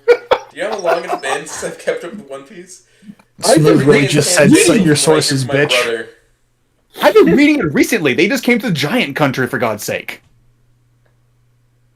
I think that's pre-Wano as the jacket fruit. Wano was fucking years ago at this rate. Jesus. It was pre-Wano. Yeah, it's been a while since I've followed along. But yeah, no, Dominic knows what I'm talking about. The jacket fruit turns you into a fucking jacket. Huh. What the fuck? Is this like a big mom thing? What the hell? I don't know. Oh, ew! What the fuck is that? Ugh! You looked it up, didn't you? I don't like this. It's like a skin suit. Yeah, I said that's what it does. Is it turns you into a jacket. That's Wait, weird. was this like Del Rosa? Was this like Don Flamingo's fucking arc? That makes a lot of sense. That shit was ridiculous. Alright. Well, that's nothing to worry about. God, alright. Oh, hey, Eom's here. Cool, hi. But Hyome Firefly. It is Dressrosa. Look at that. Yeah, it is People just rough. who know what they're talking about. Jesus Christ. Alright. It's amazing. We should getting away probably from the get off anime stuff. Back to the fic ideas, I guess, and whatnot. Snoot and Wani. Yeah. Oh shit. Now what do we talk about? Man. So if you were a tree, what kind of tree would you be? Oh, okay. Fuck, I'd like to be an oak. I'd see him as a willow. Oh. I was gonna say an aspen because you can tell by the way he is. What do you think, Meister? What do you think he is? Huh. Kind of imagine him like a maple tree. There are so many different trees of being represented as. I'm confused. Right, because he's very strong, resilient. He's definitely a hardwood, but he's got a core of gooey, sappy goodness. And if you concentrate him down, he's great on pancakes. And I think this metaphor is breaking down. Meister, what the fuck is wrong with you today? So I did lose a pint of blood this morning, so that might have something to do with it. Whoa. Was this willing or was this unwilling? This was willing and medically planned. I donated blood. It's just a funny way of saying it. Okay. Okay. You had your orange juice. Have you had your cookies? No, I haven't had my cookies yet. No. I left the place, and then I was gonna go to breakfast, and I got there, and they were like half-hour wait, so I just went, and then I got a donut, and I got my coffee, and now I'm here. I have not eaten today. I've just been pounding coffee. So, Dude, Jesus Christ, guy. You are not a fucking foodie. You are a fig, because you don't actually eat. He likes to make the skeleton noises when he walks. So, you have called me out for that, and that is very fair. I am one of. All right, so you've seen or heard the joke of never trust a thin chef. Yeah. Right? Yeah. You If should. the chef ain't fat, you don't know. You can't guarantee his food's gonna be good. If the chef is fat, you're pretty sure that he's been cooking for himself. Correct. That's why I'm far more trustworthy in the kitchen than you. I don't know where I was going with that, but I'm gonna just let that hang there. That as well. And let Swan take the reins back. Oddly enough, the apron is size small. So yeah, Meister, when are you gonna write Sage Makes Pancakes? Well, okay, it's God damn it, Ari, don't turn the reins over to me unless you want me to go off on that. But I'm just saying. So I have Sage Makes Cheesecake, which I actually am writing currently. There's Sage Makes Pollo con arroz, which I probably pronounced that wrong. There is Sage Makes Rhubarb now. Apparently that one's been added. And so now we have Sage Makes Pancakes, and I don't know which one of those is going to be the surprise smutfic again. Oh, You should make one that's just Sage and his date with Reed called Sage Makes Hot Dogs and Buns. And there's this like just a strong implication that at any moment they're just gonna like go into a bathroom and bang, and it never happens. Oh, blue ball Exactly. fic, perfect. All right, There you go. All right, putting it on the list. I'll add it to I'm the glad list. I oh helped. shit! I'm glad I helped. There's a question in the chat. Hold on. Arlex says if a professional vampire took my blood. Yeah, that's accurate. All right. A professional vampire took my blood. I think that is a wonderful title for phlebotomist. Is professional vampire.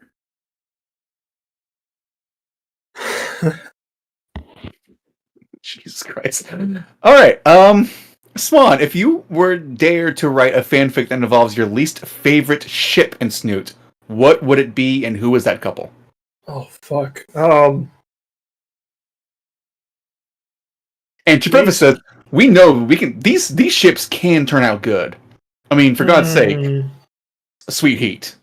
I mean, the evidence is there.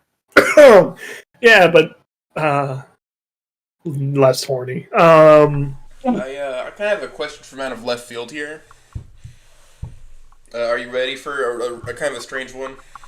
Give me a second. I gotta answer this one that was just given to me. If there was a least favorite couple, does it have to be a canonical couple or No, Oh, just like any an couple actual- you can think of, any pairing, any ship. All right. Well, one that Karma Chicken made recently that he's been talking about is Nazer and Trish. And I'm like, how the fuck are you gonna do that? That's gonna be a wild one. That Oh sounds my like the output of a God. random number generator. Oh god, the Trish projection of wanting Fang with Nacer just is that's perfectly disgusting. I love it.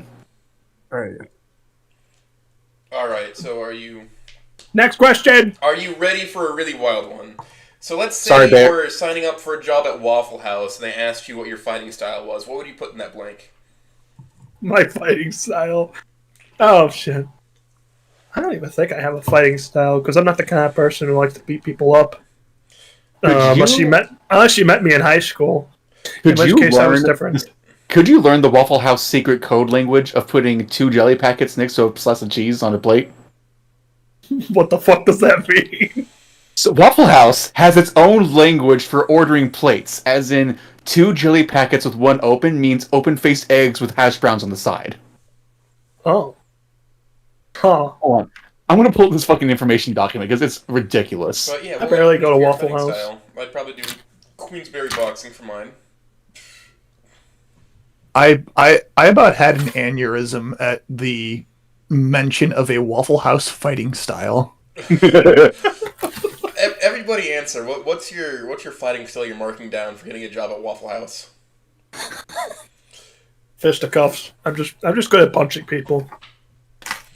Yeah. And again, I have the shoulders necessary to just put a lot of force behind a punch, and I've settled fights quickly with just one fist. I mean, I'm just big enough where people don't want to fight me.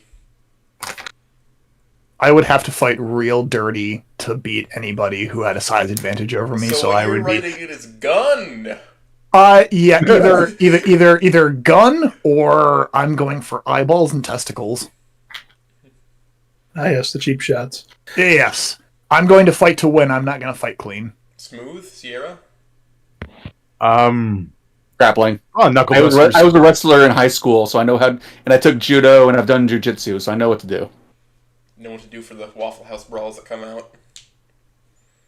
As soon as you throw someone on the ground, the fight leaves them real quick. Knock the wind Like- out of him. Hit him in the diaphragm with a fist. A well-placed strike with your fist. Orlok taking the Skyrim approach, I target knees. You know, as someone up in their age, that just seems extra cruel, Arlock. Yeah, no, he speaks from experience there. You know, I think in this call right now, we have enough people to run an entire Waffle House. I'll be the fry cook, I guess. I've fucking done that before, and I fucking hate myself for saying that. I mean, it's mostly cooks with 2 Well. waiters. I've never held a retail job.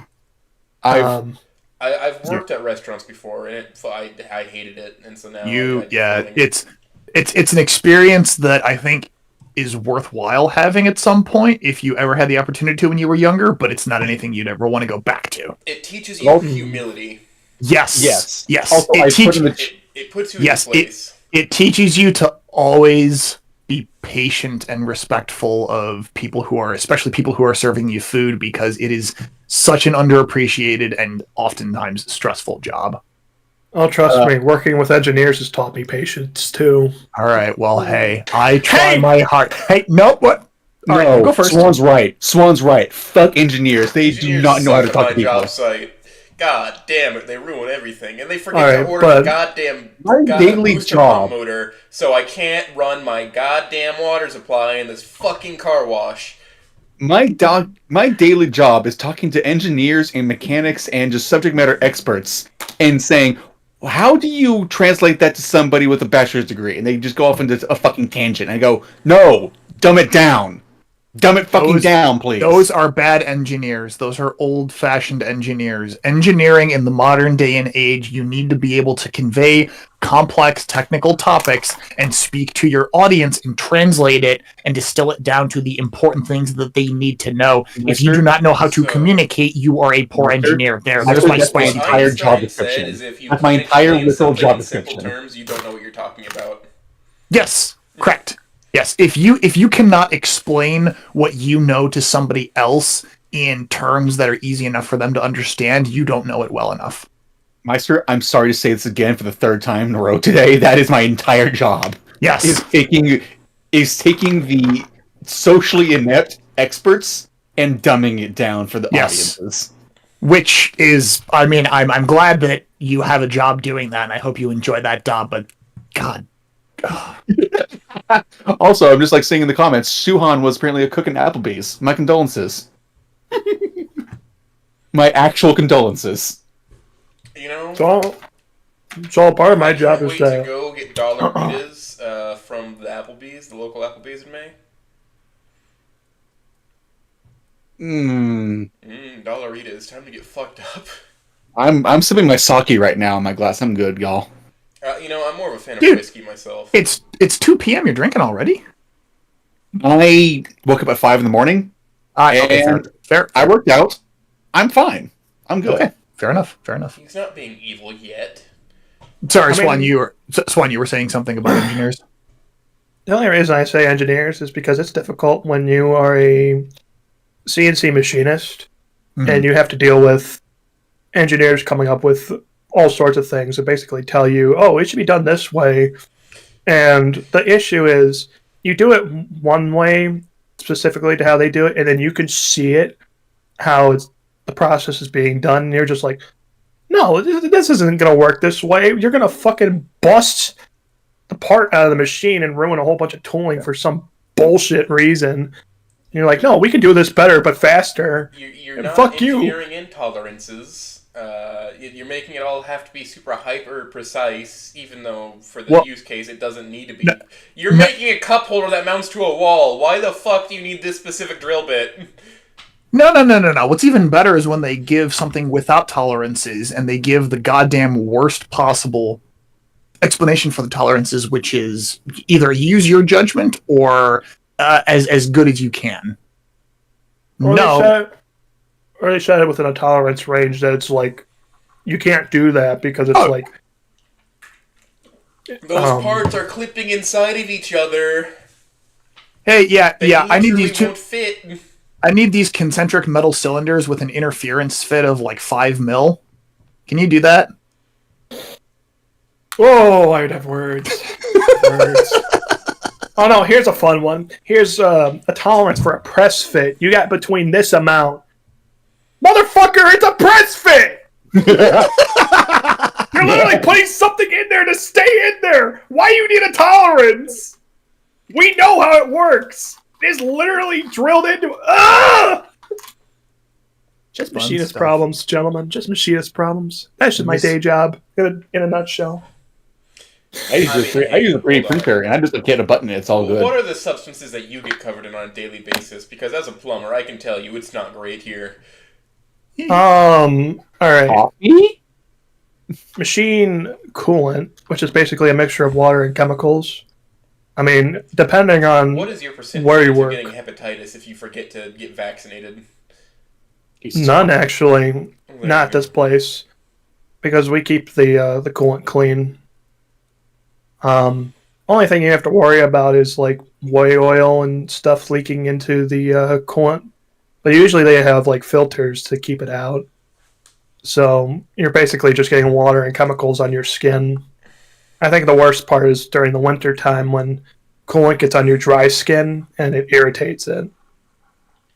But at the last place I worked at before this one, they never changed the coolant. It was fucking disgusting, and that shit gave me infections on my hands, which is why I don't work there anymore, because it's like, it's not safe. Really bad for your health. So, listen, yes. I've been inside wastewater plants. I've seen the grit augers. That shit is disgusting. The shit, I've the seen lit- a the bread literal- can come out of a grit auger, okay? I don't know how the fuck that got in there. So quick aside, at a restaurant, you should actually clean out and melt off your ice dispensers, because ice dispensers are the greatest sources of mold within a kitchen. Guess how many kitchens actually do that on a needed monthly basis? None. Not enough. Not enough. Sounds disgusting. I have I would really caution That's why getting I ice asked at a for no restaurant. ice. Yeah. The actual Yeah, soda dispensers, I know at the Taco John's I worked at for a while, it was cleaned nightly. Like, deep clean nightly. Good for them. That's actually very impressive. I will say that's yeah. fucking amazing. Well, also, Yeah. like, Taco John's closes at, like, 9:30, so it's not open super late by fast food standards. I worked at Actually, it's a closing time, so there's time to do it. And then I worked at a it's over by Mongolian 10:30. I worked at a Mongolian flat top restaurant. Does anybody know what the fuck that means? Yes. No. You go out there and you cook in front of the people. Yeah, essentially, Yep. Swan, like, you get, like, all your ingredients together in a bowl, like, just Subway style. You give it to the chef, and the chef cooks it on a gigantic, like, 20-foot round top that's screaming at 500-degree heat. Oh, so kind of like a... No bacteria can live. Oh, no, but it's not like a hibachi place. It's kind of like hibachi, but, like, everyone's food is cooked at the same time. Oh, okay. So, yeah, that's a very quick way to find out that my hands, if you hit close to the flat top hot enough with as a cook, yeah, you start to lose feeling pretty quickly. You can handle hot temperatures pretty easily. Hmm. Interesting. Yeah, I mean, I've had, I get. I mean, 3 burns so from like steam. my nerves in my hands are like about shot. So like I just always have little cuts and stuff, which is very dangerous for me because in my line of work it can get infected easy. That's why we wear gloves all the time. But I have a just lot of- can't feel it when my hands get cut.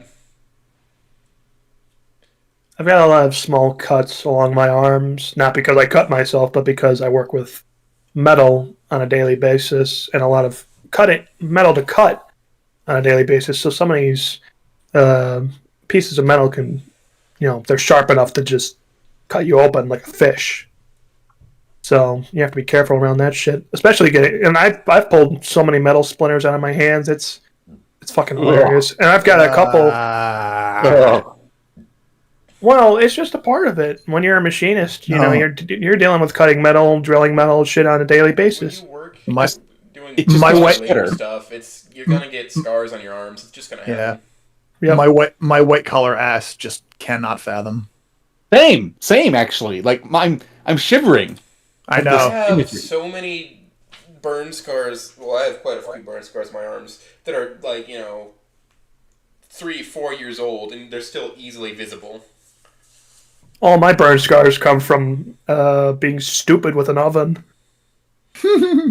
Yeah, now every now and then Hair? you are like soldering, brazing with a torch, and you hit yourself, and you're just like, well, shit, I have to finish this before it cools down. Oh, And so well, you I just keep going, and you keep because there's confined spaces, right? Like small spaces, and you just have to get it done. The Burn life of a place down, which welder. gets you in really uncomfortable positions. And so part of our training is they shove us inside of lockers to braze things, which means like the space that you have is you have 10 inches to, use a torch to braze something together, and they just tell you you're not allowed to burn the wood or else you fail the test. Jesus You Christ. have maybe 4 inches on one side to get the torch in there, and also the filler material. Yeah, the actual solder. If you char the wood that they have in there as a marker, you fail. That's just what it is. You fail if you char the wood at all, because you're gonna be in those positions, in the field. Right, yeah, and and if you you can't. burn down a house, that's Yeah. on you. Yeah. They want you to learn how to do that without, a little bit of whatever's gonna happen at some point in your career, but you're in a lab setting, so they want to put you in the worst position possible. Just, where it's lower stakes overall. If there's a fire extinguisher right there. If that wood catches on fire, the lockers are made of metal. They're not gonna spread. You're gonna be able to catch it pretty quick.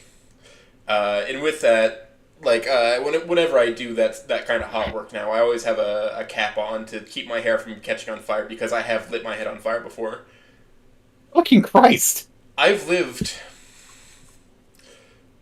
I may be old, I may be younger than all of you, but I've lived.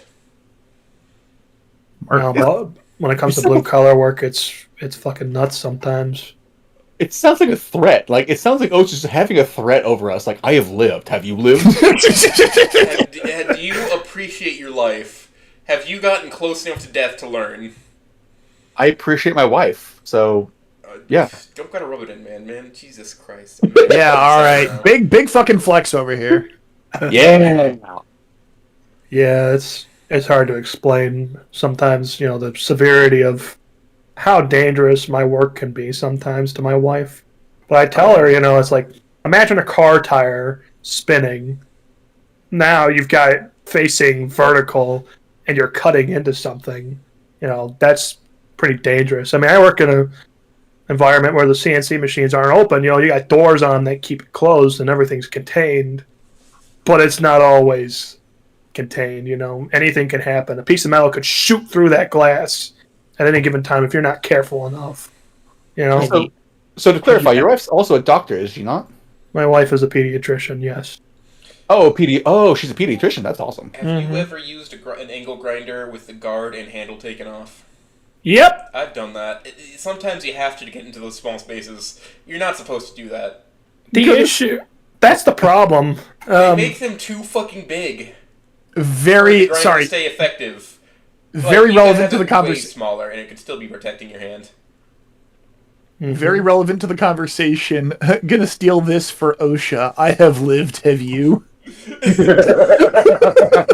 All right, I'll admit this. Oh, it's just a fucking joke. Listen, it's one of the few government agencies where like I see where they're coming from and why like we need an agency like that, because employers will take advantage of you and Yes. like put you in dangerous spots. Entirely. So you need to be able to like be like, I'm not touching that. I- you can't fire me for not touching it. That's dangerous. As- Fucking as corn with a out there, lot and of shut everything the fuck down. I'm not getting in that hole until you shut everything down. As with a lot of regulatory bodies, there's a lot of good at the core of it, and I guess this is again right. Yes, haha, me, white collar worker, whatever. But a saying that's always stuck with me for safety is every safety rule is written in blood. Yes. Safety Yes, rules it are is. there because somebody has lost a finger, somebody has been blinded, somebody has Somebody's been fucking died, killed. somebody has had an avulsion. Which, if you don't know what an avulsion is, don't Google it. Yeah. Somebody's right. been degloved. Yes. Oh God.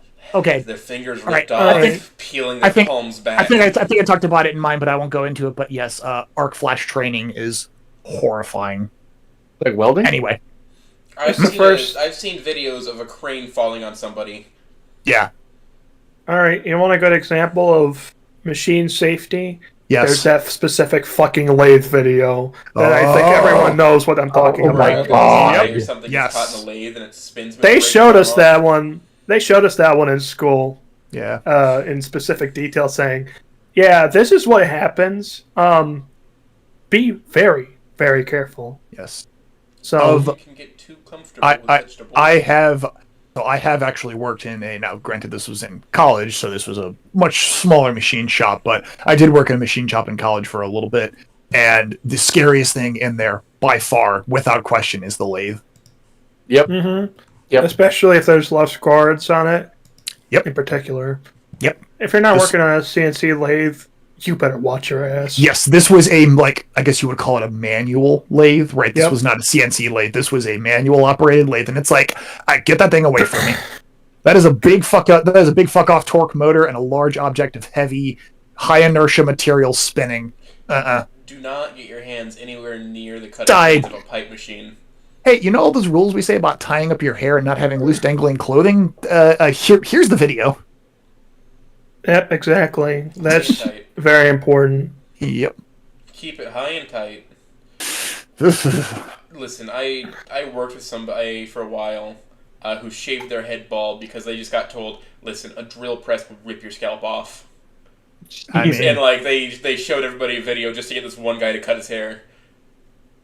Now, For me, that I guy's just a get pretty good videos- worker, but In my white collar video, in my white collar training, I just get videos of don't let this mysterious man in a hoodie follow you behind the company building entry doors, and don't leave your laptop out in the open. Someone could steal the information for the company. very Robert. shortly before I started working there, an apprentice got decapitated by a Fucking Christ! flange cap. So like there was like a bolt-on flange blind, right? And the system was supposed to already have been bled of all pressure, but it wasn't. He took somebody's word for it, and he died because of it. whereas the extent of my And they training showed is me the like, security hey, video. oh god. This Jesus. is a lot. Ugh.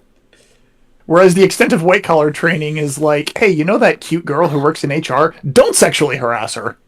Yes, that's a lot of it.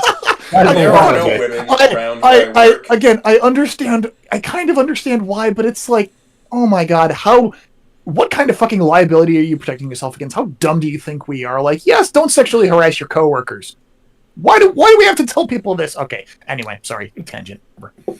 I mean, I agree with you. Fucking I mean, stupid people. There's so there's quite a few like machining tools where it's more dangerous to wear gloves than not to. Well, Like, I'd rather get a cut on your hand than have a glove like rip your bones apart. in general, you don't wear gloves when you're machining at all. Like, you're not supposed to. Like, that's the one thing that they teach you is, like, don't have the long sleeves, don't have gloves, don't have anything that you can catch It's in the better machine, off that your like skin rings. just gets nicked than having your clothes pull you into the machine. Yes. Now, they And- tell us to constantly wear gloves with our grinders and sawzalls and whatnot, but that's a little bit of a different rodeo. Well, yeah, no, I understand the point of wearing like those thick cotton gloves when you're using like angle grinders and stuff If like something that. falls in your hand and like the crush is a little not as bad in some cases, depending on what it is. Mm-hmm. Like if you hit your hand with a hammer and you're wearing thick leather gloves, it doesn't hurt as bad. The point of safety is that it's there to give you the guidelines necessary to stay alive and be less hurt. Go home with all your fingers and toes is the goal. Yes, that's correct. Yes. That is the point of safety, and that is why every single blue collar like course teaching you about what you're supposed to do should involve safety, and that should be the first thing that you learn before you're anywhere near a machine or anywhere near an angle grinder or anywhere near a welder. Safety know where is your e-stop is. exactly. And if the machine doesn't have an e-stop, call fucking OSHA. They will Because- when installed. Yes, Swan, because in- I've had to do that. And 2 minutes ago, you called OSHA a fucking joke, and now you're saying rely on OSHA. They're not okay. Listen, it is the company's responsibility to make sure all safety measures on a machine is there, and if they won't fix it, that's when you call OSHA. Yes. See, Safety- OSHA isn't necessarily a joke, but they can be sometimes. Yeah, But- and- Like when and during they're COVID, necessary. They told a bunch of people to abort their children. What? That is a thing that happened because they handed like that. So they asked OSHA what the recommendation is, and OSHA's whole thing is the removal of hazards because unborn children were seen as hazards during COVID because they were more likely to the parent was more likely to get sick. Ah, can you source that, my guy? Because I'm I'll I'm ask Wes sorry, that's for that. wild. I okay. So back to stories about people getting sucked into lathes. Do we want to go back to Snoot, or we want to go back to this? Let's get back. All right. Yeah, let's get back to Snoop before this gets any more off tangent. What the fuck? See that shit in chat? Somebody put that shit on the fucking interview. What is?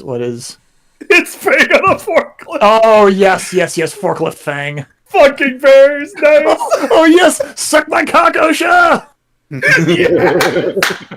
Oh my god. I love that image. It's so good. Oh Christ! I can't wait for fuck. No, Me and wrong the boys person. I can't fucking say around this. with OSHA's Have you ever seen those videos of the wrapped aluminum coils exploding? Yes. You know, where Yeah. it's for sheet metal work. They bring those rolls of tin in, and then somebody knocks it over, and it just fucking explodes out everywhere. Oh, can you That blow up that shit is image so of Forklift terrifying. Fang real quick? Can you just blow that image up for a few seconds? Because we all need a good look at that on the chat, on the stream. All right. If anything blowing up and exploding has scared me more, nothing has scared me more than watching a 1-inch carbide end mill explode. Nothing has terrified me more than watching it break the glass of the machine that I'm standing in front of. That was fucking terrifying. You ever had? I've had an angle grinder explode the blade and launch directly at my crotch and barely it just gets close. Yeah, I've had in wherever I was, standing or sitting. I've had several close encounters of the nuts kind in manufacturing. It's just I'll tell you. terrifying. I was shaking the rest of the day. Hey, have you ever used a Bridgeport mill and you've got the handle on it? I don't The- think I have. Yeah, the big handle. If you're not paying attention and you're trying to grind or you're trying to move it, sometimes you'll hit your nuts on it, and I've done that You many ever- times. You ever have a drill catch and hit you in the face? No, I've never done that because I'm not close enough to a drill. They put us in bad spots sometimes. We have It's also- to drill through metal roofs, and we have to get leverage somehow, which includes contorting your body so you don't fall. and then you just get hit in the face by whatever, or you're like drilling into some metal post and it's like, head level is where you can get a hold of it. Oh, I've also had them like I've seen it rip out of somebody's hand and just like break their hand. I haven't had that close of a call to being broken, but I have been like kind of knocked in the face a little bit. well, you have like a drill and like a electric drill. Yeah, like an electric power drill. Oh no, I could see why it would break somebody's wrist or hand in that manner. The Yeah. closest I've had to something exploding is a jar of fermented peppers. So Sounded like a gunshot they in the middle they of the tell night. us not to use our thumb to grip the drill. They want us to be able to like get our hand away really fast. Because Oh, of the drill will course. catch It's and the only. break your thumb to get out, and they want us to hold it in like a certain way against the rotation, just so it can't escape and break you. Yeah, I've had that happen before. That's why I hold drills a certain way too. But I don't normally use hand drills for anything. Machine does that for me. Anyway, let's get away from the safety aspect and back to Snoot. Yes. Let's see. Do we have any more Snoot questions? Who's most likely to lose their limb in a laugh accident from the Snootverse? Lathe. Lathe. You What know the fuck, Amber? You know what I hate to meant. say this, but Stella, because her hair is too long. Yeah. Honestly, I've had this idea that if E2 Anan were to get into any trade after the Navy, he'd be a machinist. I've had this thought about it for a while, but I never thought about writing E2. But it's just something that I thought about. It was like, if I were to write something like that, I probably do really well at the machining part, but suck at writing the characterization of E2 Anan. Oh shit, that'd be funny. Siobhan's asking what endings you got the first time. Oh, yeah. I'll be honest, for Wani, my first ending was ending 3. And then I got 4, and then I went and got the rest. For Snoot Game, because I already had that experience for Wani, I got ending 4 first, and then kind of went down the line. So, So did you end with pain or start with it after 4? I think I got that bittersweet pain of ending 3 for Wani. So, Button Snoot, did you go back 1, 2, and 3? no, when I did Snoot, I went 4, and then I went 3, then 2, then 1. Ending on a low note. Well, by that time, I was like pretty much getting close to wanting to start writing my own fics. So, yeah, I was already pretty depressed from reading, what was it? All the ones by Saratobi. So,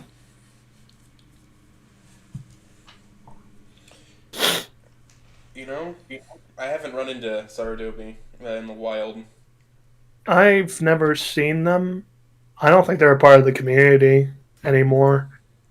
Yeah. But their fics are up there. They're still up there. They're some of the But highest rated still to this day. oh, of course. I mean, they're great, but not perfect by any means. Oh, no one's perfect. No, when I originally started out, I'm like, oh, these are fantastic. You know, these are the greatest things I've read. And then as time goes on, I'm like, You've oh, seen now that. I could see. Now I can see why people have opinions about it. In comparison to like, I don't know, because obviously there are better fics out there, but Another it was strange one of question. the beginning. Are there any characters in Student One you think would use phrases like "sore Peter deal" or "smashing 2 corns of cob"? Heather. This is just. Do you know what "sore Peter deal" is? No. Can't beat it. Huh. It means it's a really good deal. Can't beat it. Oh, I completely zoned out. I wasn't sure if you were still speaking English. Every now and then I come across cars, and then my brother's like, "That's a sore Peter deal right there." Can't beat it. Mm-hmm.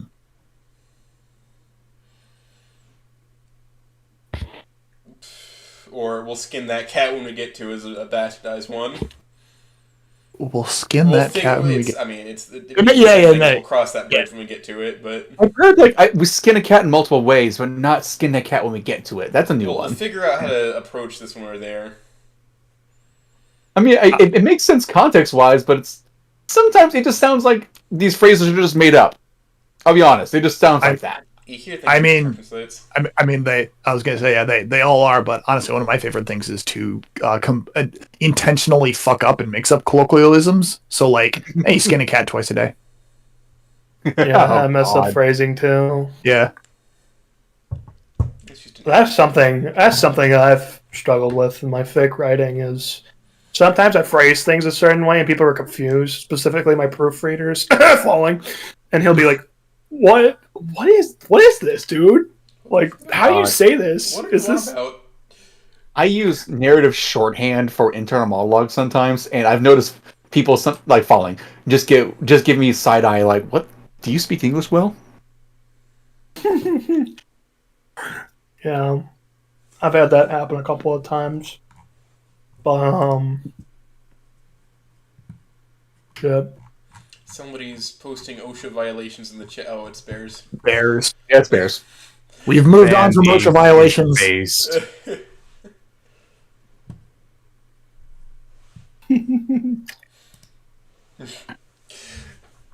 Just posting OSHA violations in my VC call chat. Whole thing. It's lovely. You've seen me dragging things in slowly as they appear in front of me, right? You know you can ask things be added, Swan. That's alright. I mean, I'm already shilling myself enough here. Do you have something to shill that you want to shill for the world to see? Is there something that you want to die on a hill for? Oh, for like things to read or things or artists. general. Whatever, in general. Like what you have 5 seconds, 5 minutes, I should say. Say something loud and proud, and just fucking go for it. If I can recommend pretty much anything, if you whether you're like looking for artists that you want to see or fic writers, there are two people in here. Obviously, you should read their fics. You know, read Smooth's fics, read Meister's stuff, Falling, Bears, all that. There's a lot of people I highly recommend their fics in general. I mean, hell, I recommend everybody. Quite a few high-speed writers. Mm-hmm. Harlock is definitely one of them. I would recommend Shuhan's work. Shit, there's so many fantastic writers in the community. It's crazy how many writers have come since I've come here. You know, I don't know The if green text guy has agreed to be on at some point. Redanon. Yeah. Oh heck yeah, he's great. I love seeing when he makes the requests and I've write seen those so down. many fantastic things. But yeah, no, he's agreed. He's in the server now. Arlock's coming up this month. Next week, for instance, Karma, and then Falling Sun is, I think, right after Karma. Heck yeah. Oh yeah. Oh, Falling. I would recommend his work the most. Bodhisattva has definitely been one of the best fics I've read so far. And I've been there since the beginning, since he made that one shot for it that pretty much went through the entire story. Before he decided to actually turn it into a fic. And I can't recommend reading it enough. I mean, some people like to dog on it, but really, it's just so well written. The characters, like Charlie and Richie and all that. And it's just been a pleasure to see him improve in his writing and whatnot. But obviously, there's just so many good fic writers here in the community, and then you get some of the ones that are like, I'm not too sure, but I'm not here to dog on that them. right for evil. Yeah, They know let's who they let's are. go with that. But that's not the point of me being here. I'm not here to shit on other people for their works. I mean, everyone is allowed to write what they want, but not everything is going to be for everyone. Not And don't everything expect is- don't expect yourself to be able to appeal to everyone with what you write and specifically. This is So kind of a controversial take, but not everything is worth reading either. correct. If you're not going to like something just by the premise alone or what's going to happen in it, then don't read it. You're above pressure. Don't feel pressured to read something just because others are telling you to read it. Discover it for yourself. Is that So you can say be true to yourself? I'm going to throw you into a frying pan. God damn it. I'm gonna use you for acupuncture, Smooth Rock, which means you're gonna be laying hot on a woman's back. I'm pretty sure that's not acupuncture. I'm pretty sure it's a different classification for that. So, You know what? I don't care. I'm gonna throw you in a kiln. I can also confirm. Reads Bodhisattva. I wrote a guest chapter part of it. So, who knows? Maybe we'll see some of that pretty soon once Fallen gets done with it. And I just proofread said chapter, and I can agree. Yes. Somebody who's read it recently, worth it. Yeah. It is wild, and I'll just chill harder for that. Yeah, go read Bodhisattva. I genuinely do not give a shit about isekai or anime in anything, and I love it. I thought you said I should Isekai probably for a also second. I was very mention confused. the writer's Isekai. roundup is probably gonna happen. Isekai! Sorry. Like the second weekend of March. I figured I'll mention second weekend of March. Writer roundup. Oh God. Oh God. It's the Sin Shed, isn't it? It rapidly approaches. Yeah, it'll get you faster than you think. Okay. Well, I'm having my first. I'm calling the first.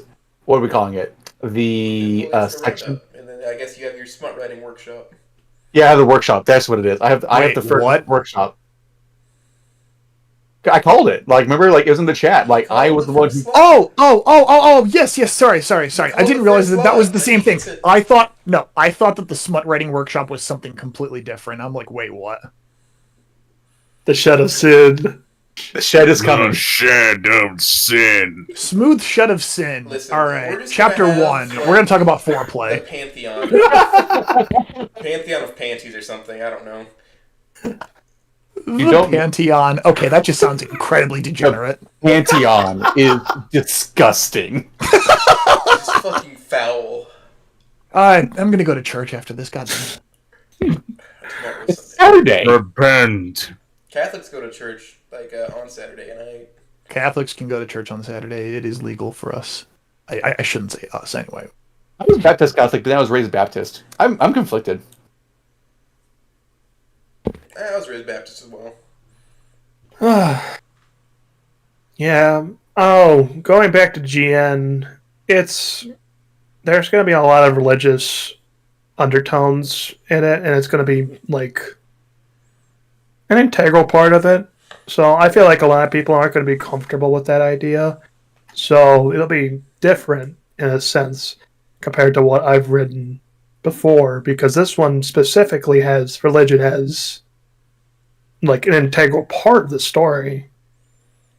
And not a lot of people are religious in the community, so it'll be different. It'll be different.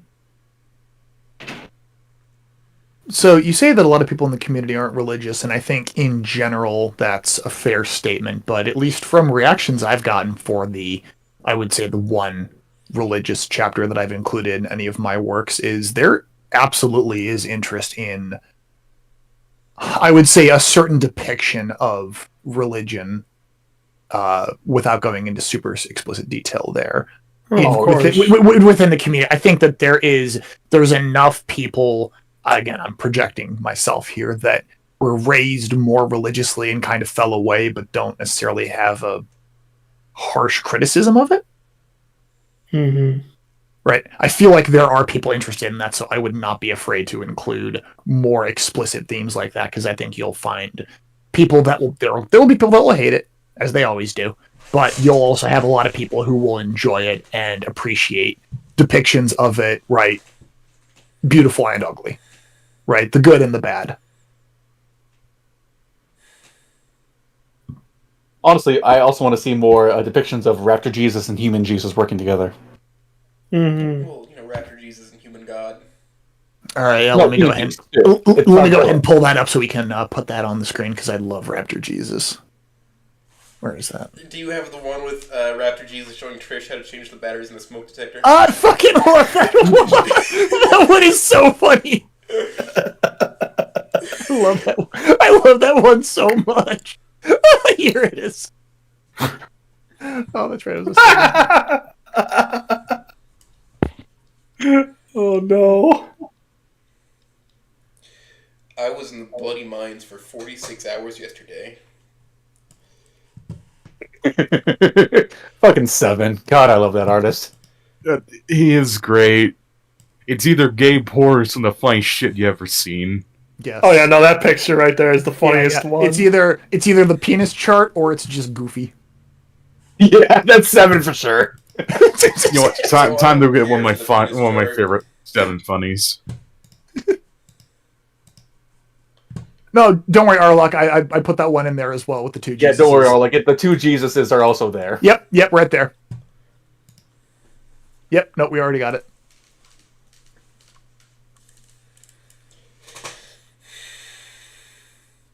I do love the two Jesus image as well, but there is just something so primally funny about showing a Triceratops how to change smoke detector batteries, and it's the wrong type of batteries. I think how we. Oh, wait, they are? Yeah, it's Oh, supposed to be no. 9-volt. Oh, alright, well. Fine. Oh god, not the boy impregnator. Oh no. I can hear that shitty AI voice in my head when I read it. Hello, said the boy impregnator. I think what's going to be interesting in I'm GN friend of- is that, and it's kind of realistic, is that when you go to a different religious setting, like say you go to a different church, and they're teaching you it in a different way. The way I have it is that Anand's parents raised him to believe that there was only human Jesus, but then the auntie told him, like, yeah, there is him, but there's also the Raptor Jesus. That they both existed. And Parasaur Satan. Yes. Wait, we're making Satan no, the Parasaur? fuck you. Oh no! No, fuck you. I refuse to stand for that one. That joke has been around for so long in this community. No. I don't accept it. What the fuck is that?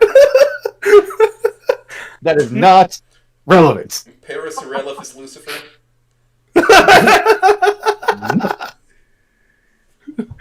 No, what am I saying? Back to the idea of GN, because that's one I've been thinking about a lot, is how I think we wrote it, or how we're kind of concepting is that human Jesus, functioned just like the normal Jesus in the Bible. But then, humanity falls away again. They're like, and here comes the meteor. Oh shit, And now here comes the meteor. the meteor with the steel chair. And then God's like, all right, fine, we'll send Raptor Jesus in to finish the job. So that's basically how we percepted it. Do you think the LA Dodgers becomes the Meteor Dodgers in this new verse? I don't think we could do that because of the way it's conception. I mean, To be fair, though, that I've been backburnering for a while. This boxing coach has a hat that just has a logo for a team called the Meteor Dodgers. Okay, so quick question. He gets shot For to a- death in Philadelphia.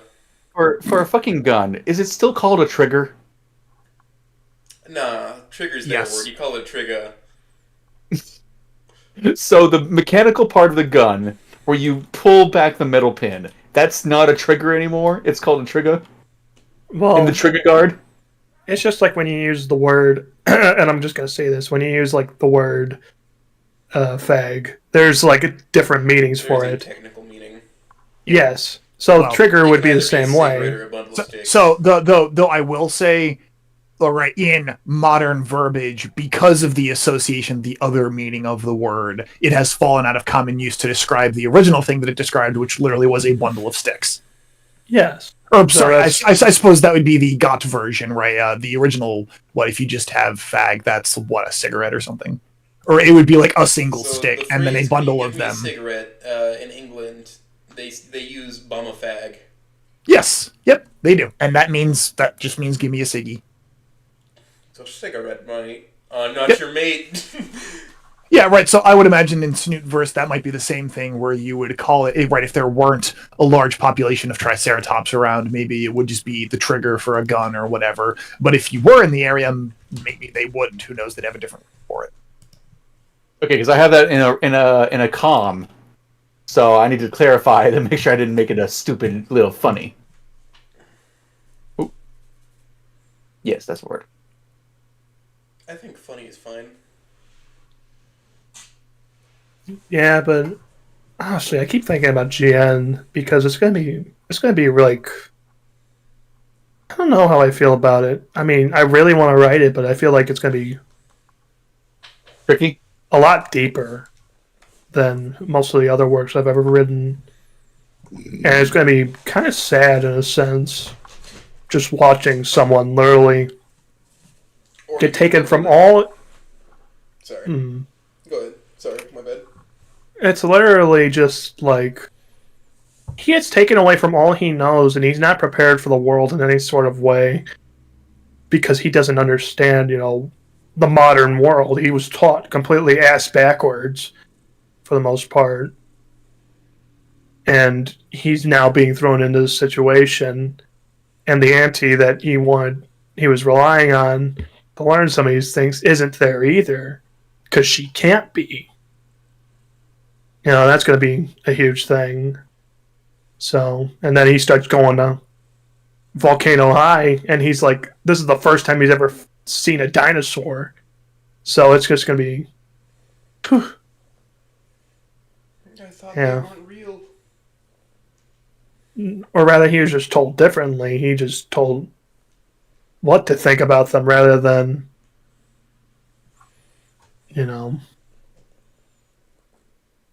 actually experiencing it.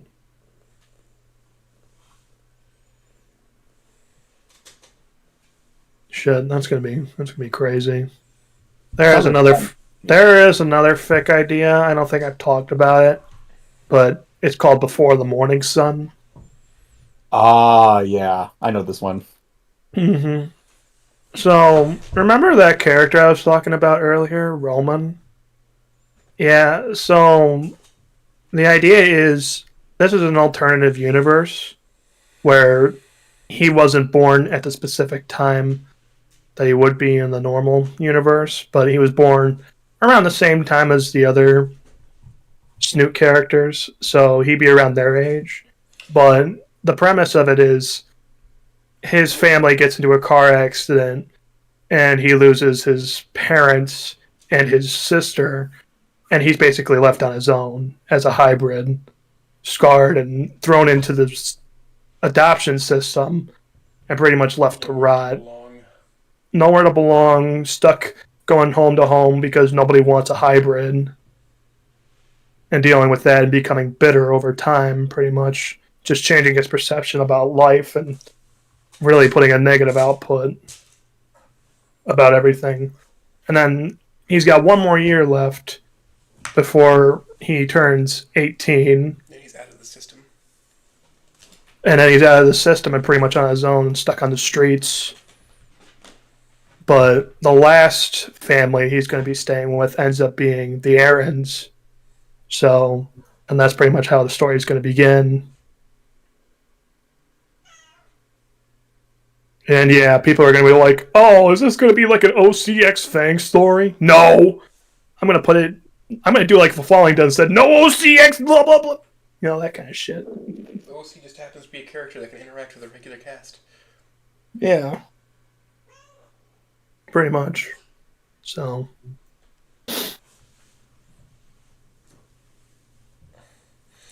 I just want to bring attention to the fact that Following a Surprise we're still going, as if not 3 weeks ago I didn't have an 8-hour-long one of these.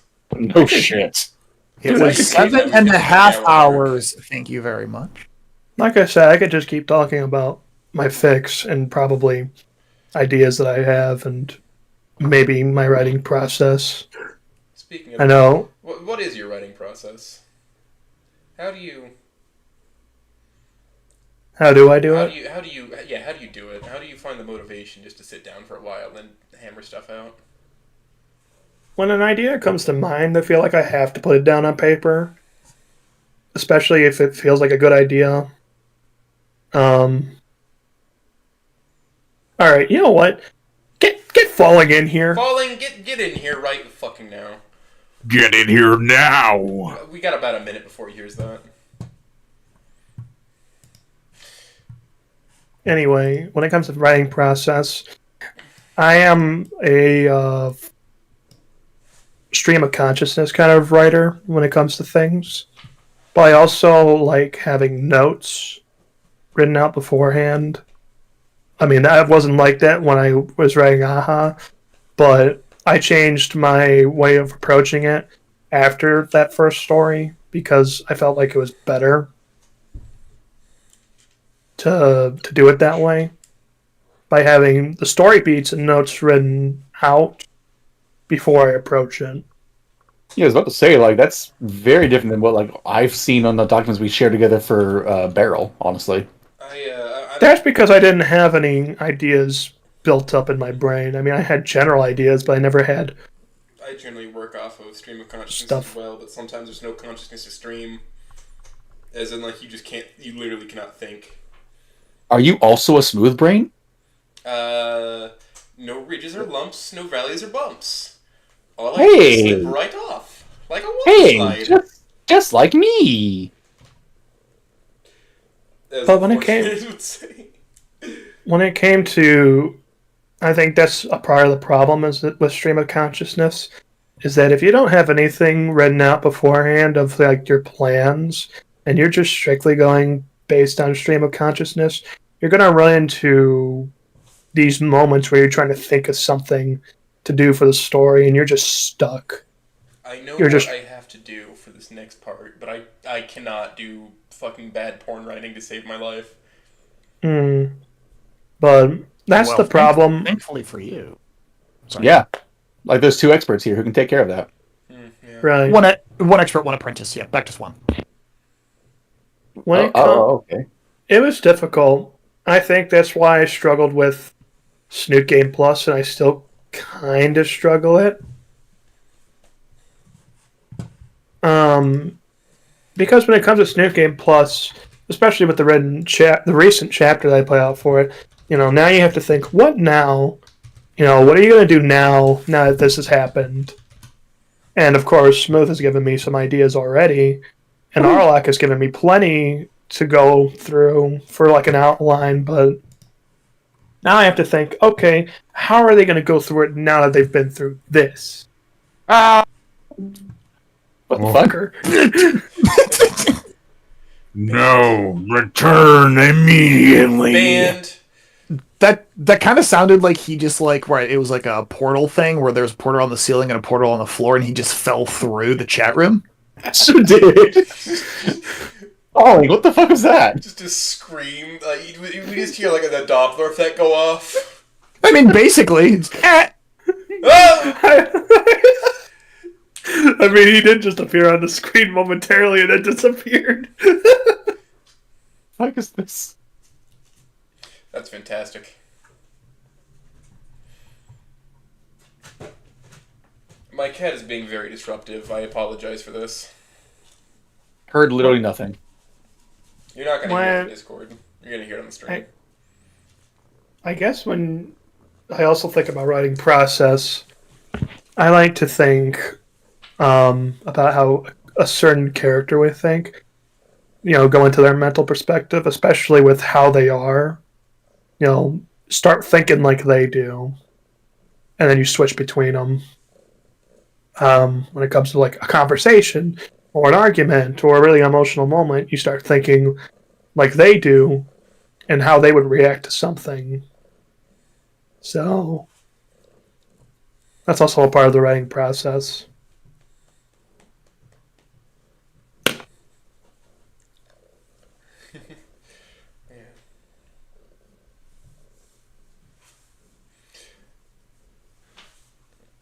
I think we all just need to take a second to appreciate the Doppler radar of falling through the stage. Yeah, a little bit. Yeah. It's a distraction in the best way possible. Yeah, he's saying he's trying to be respectful of it. What kind of program do you think this is, frankly? I mean, he is allowed to come in here if he wants to, but I can understand if he doesn't want to come in here. Yeah. Oh, what am I thinking about now? Give me another question. I need more. What's your favorite casserole dish? Oh, I like chicken casserole dishes in general. I like anything with chicken in it, pretty much. When you say chicken casserole, does it have some kind of a breaded and crunchy top, or is it just kind of like a sloppy bake? I like a crunchy top on it. Okay. Do you Nice. use like the fried onions on top? No, I think my favorite casserole that I make actually uses crushed up Ritz crackers mixed with a little butter and cheese. Ooh. Nice. This is Midwest as fuck. This Yeah, is exactly Midwest as fuck.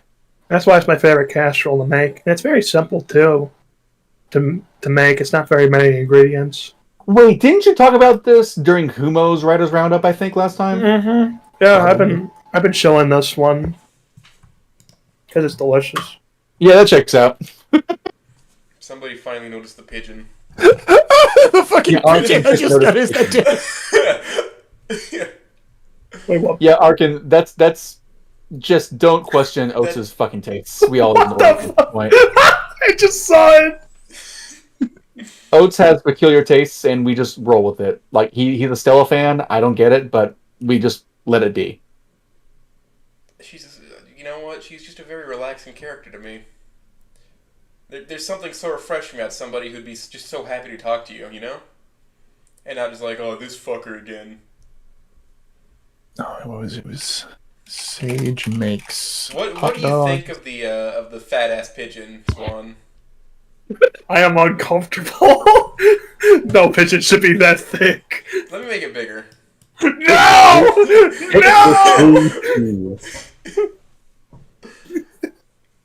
There you go. You got a better view of it?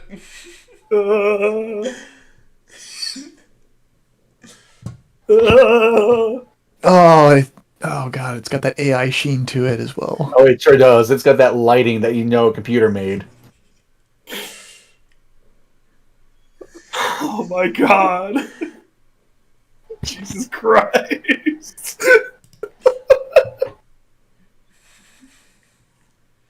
Oh no. Here, have a jar of sage pickles. Let me put this guy back. It looks like it's Why shitting out is its it own on tail. top of it? Jesus. The pigeon looks like it's literally shitting out its own tail feather. That was given to It's me so by the weird. toucher. Oh my god. It's so mean to me. Oh, Honkshoe came into the chat here for a second just to say that a Thagomizer got me acting unwise, which, yeah, correct. Oh, for fuck's sake.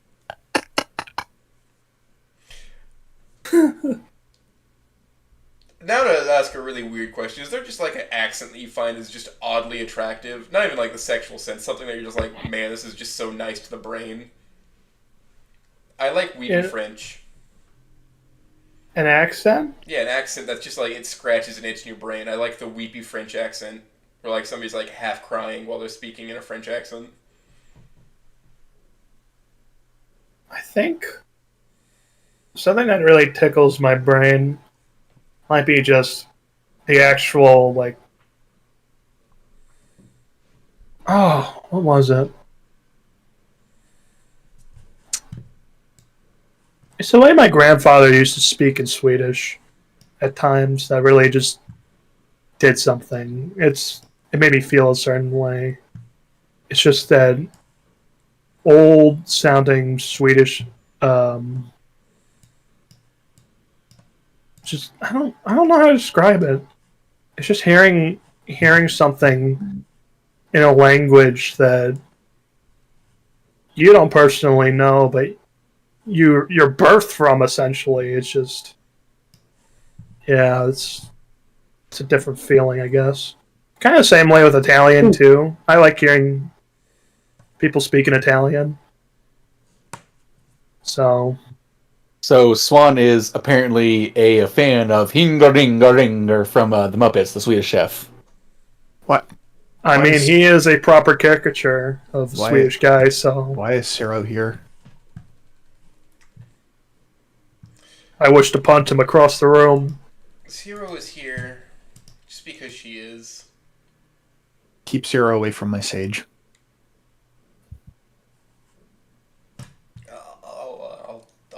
I'll remove Zero. Okay, fine. I'm kidding. I don't actually care. If you're gonna do this, put Tiffany in here instead. Get some actual taste. Ooh. You know, Men of Zero culture. isn't my taste. This was just somebody asked for Zero to be in here, and so now she's just part of the set. Hold on, I think we have an angry Swede talking to us in nonsense yeah. He was language the in guy chat. from Fear Hi, and Hunger, Arkin. the priest from Fear and Hunger. He's usually used as a little action figure. Yalasnorunga Gransky. Yala Schnurringergenski. Oh, I just butchered that language for fuck's sake. I apologize. I just tried to read Swedish in a German accent, that's and I good. probably made both of them horrible. Yala Schnurringer. Yeah, I'll go with that. That sounds right. Another accent I just adore is like I guess an intonation that's commonly used for a thing is like the used car salesman accent, where they're like obviously trying to sell you something. And if you step right up, we'll even throw in a 3-month subscription to Sirius XM Radio. So that's like used car salesman. That's also like carnival barker. Yeah, it's Yes. Yeah. There's an itch in my brain that gets scratched by that. Yeah. It's like it's shorthand for slime bag. Is it not like such an interesting accent to hear? Oh no, it is.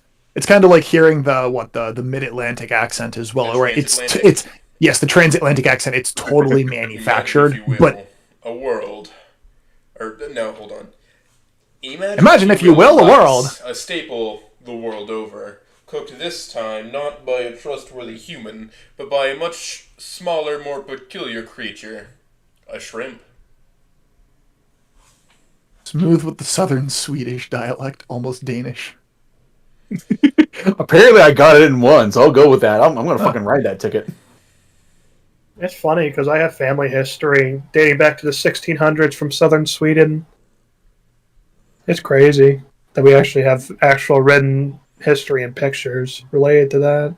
Swan, do you Sweet- have a sweet father. cocktail recipe of choice? If it isn't a Moscow Mule or a mimosa, I don't know. Ooh, good choice. I have a recipe for something called called pond water. Does it taste like pond water or is it better? It's better. All right. It's a drink. I'm that not sneaks up on you, confident though. about that. It looks murky like pond water, but it sneaks up on you. Yes, it looks ugly, but it actually tastes fantastic. Yeah. Could have just called it the ugly duckling and it could have worked. It's pond water because the first time I made it, that recipe, I woke up in a pond. Oh.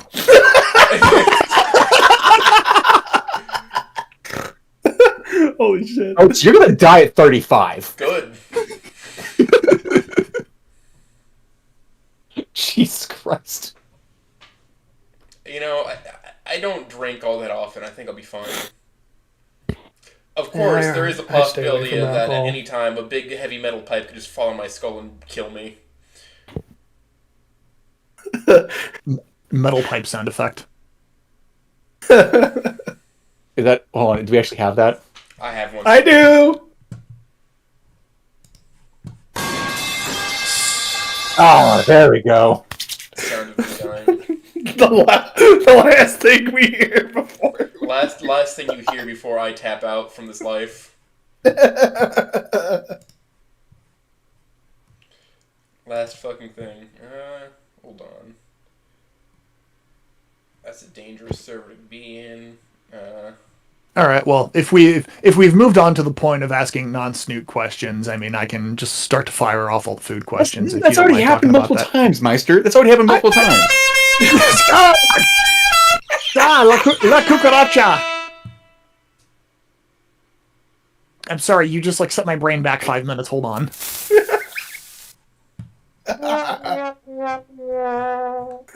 And listen, man, I know it's already happened. I'm just trying to be respectful of Swan's time. You know, he's a very important man. I go, what? You found the Shingo voice codes. Gun autism. Gun autism. All right. Okay.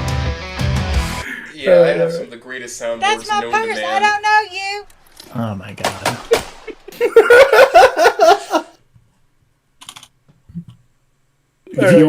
Viewer retention decrease. It's cute that you think that I have your attention. I'm over here choiking my cannoli. Come on, shut up with those pizza ovens and come over here and kiss me on my hot mouth.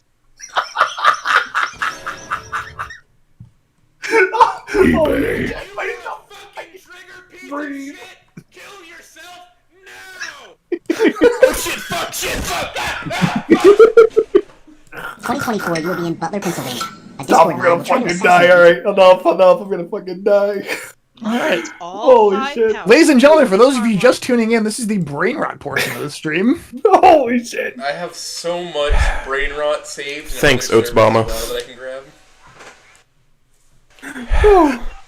Thanks, Oats Obama.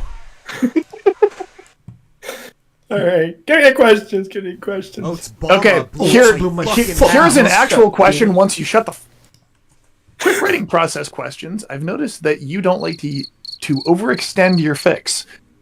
Places where you might like to add extra chapters, you opt not to skim over convos. Is there any reason for that? Oh. I don't really have a good answer for that. But I feel like if there are certain things that I could add to the fic that really don't add anything necessarily, then I don't include it. But I don't know. Maybe I could, and that's a part of some of the things I regret when it comes to certain fics. Like, I know I could have done more and added certain things, but it needs to make sense story-wise to add it. I'm not the kind of person who likes to do And then Palpatine returned. yeah, not that bullshit. But what do you call this kind of, like a filler? I'm not the kind of person who does a lot of filler. You know, I'm pretty much just straight through it. Although I feel like maybe I should do some type of filler. Yeah, It's just not everywhere. right. I feel like maybe I could do something like that, but I don't know why I don't. I don't know. Well, it's because you don't want to destroy the pacing of your story, right? You have a direction you want the story to go, and you don't want you don't want to have needless fluff in there. And right, if there is, say, needless fluff or whatever, that's the kind of stuff that's best left for, you know, bonus chapters or guest chapters or stuff that you throw at the end where it's like, I wanted to put this in the story, but it made no sense with the pacing. Yeah, and that's the same way with like a misery aspect or a really sad aspect. Like, The way I look at filler is as I don't long as know. it's not a full chapter composed entirely of filler, it's cool. Like when Columbo goes to a restaurant to the vet to take care of his dog, there's a purpose for him doing that. Well, there's a difference between having a sequence or like a scene that's not super plot relevant, but that it's like it's an intermediate, it's a breathing piece where you give the story time to breathe, right? You just had the characters had their big blow up or fight or whatever, and now they need to go to a restaurant and just vent. Right? Chill out, relax, hash it out, get some coffee or whatever, and then you go back into the next plot beat. yeah, Versus having an entire chapter where it's just two characters having food together, not talking about anything plot relevant. yeah. I feel like there's a strength behind doing a direct way of writing versus adding too much. I want to find like a middle ground when it comes to it, but at the same time, maybe I'm just being too direct at times. I feel like maybe with Pole I had a little bit better when it came to it, but I don't know. I'm working on it. It's a work in progress with me.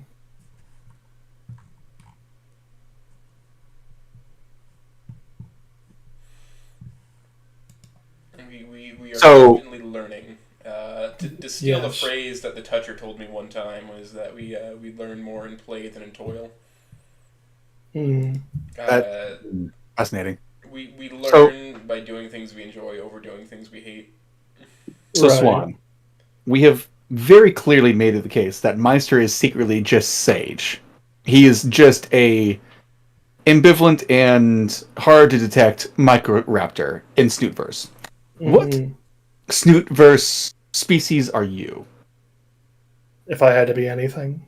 Shit. Because when we've seen in Glint that you are obviously a very stressed out tarot. Like, that's pretty accurate. But if you had your own choice of saying the matter, what would you be? Mm. And I think to maybe, Smooth, correct me if I'm wrong, but to kind of clarify that question, you don't have to be a specific character. I just happen to actually be Sage. You could be an a non-named character, right? You're just a species or whatever. The species I would choose is Anseri Mlamus, Nerd. also known as the Goose Mimic. Oh, for fuck's sake. In actuality, I feel like I fit more as a baryonyx. Oh, in my opinion. Okay, so you're a human fetishist. Got it.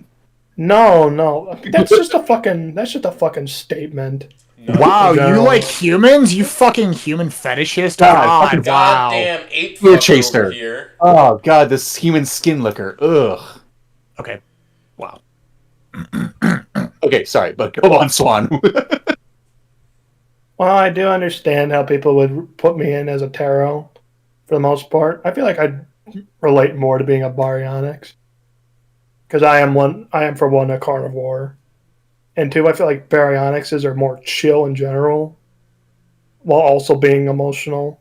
But I'm not overly emotional in general, so yeah, I feel like I'd relate to being more of a Bari than anything else. And no, I am not a human fetishist. Barry. So you say. Every now and then Barry's throws something in the chat. I'm just gonna throw it up. Oh god, what did Bears put up this time? Hold on. Ha! He says that's just him. He's literally him. It's literally him. I went to... He's just a dire bear. Listen, I've been him. I will continue to be him. I am him forever. I am the Himulation. I am Himalayan. Let me pull up the quote. The ops wanted some initiative, so I blew up their entire grid coordinate. This shit ain't nothing to me, man. I'm moving like Oppenheimer. Shoddy drops that ass on me from an egregious angle. From a gregarious angle, yes. Yeah, All right. Swan. You want to work on the next bit for Ink Flow, or you want me to? I will work on it, kind of, but you can happily jump in on it. I've done the Liz. I've done the Mia sections. I'm feeling pretty nice. I know you are. Coming at me, asking me to drop my pants. Man, this shit ain't nothing to me, man.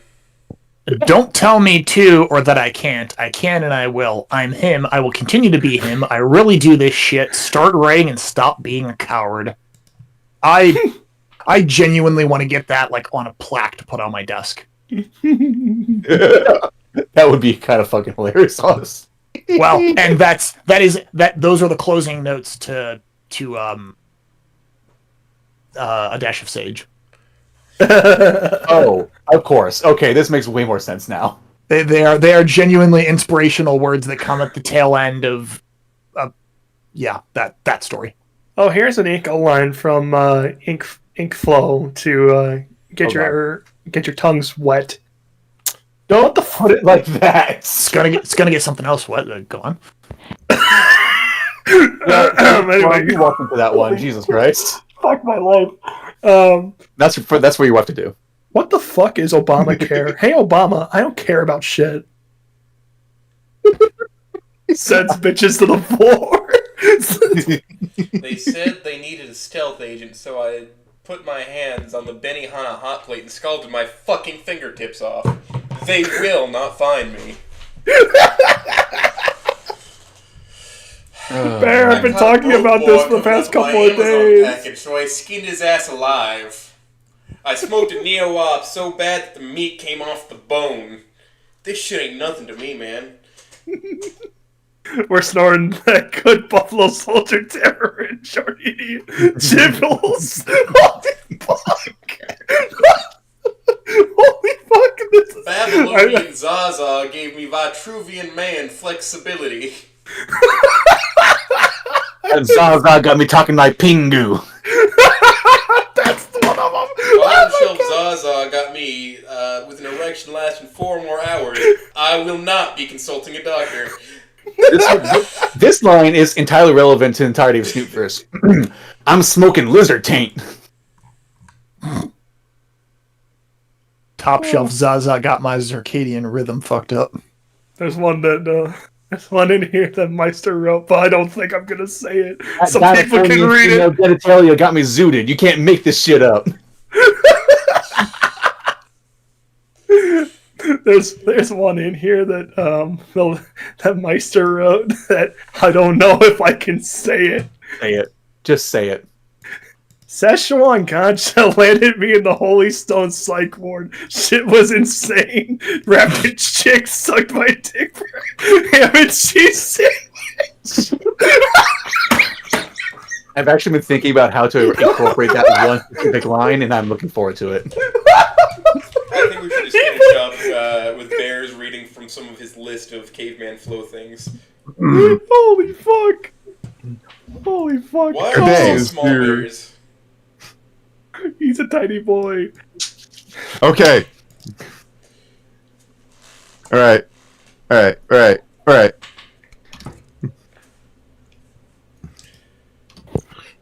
You people.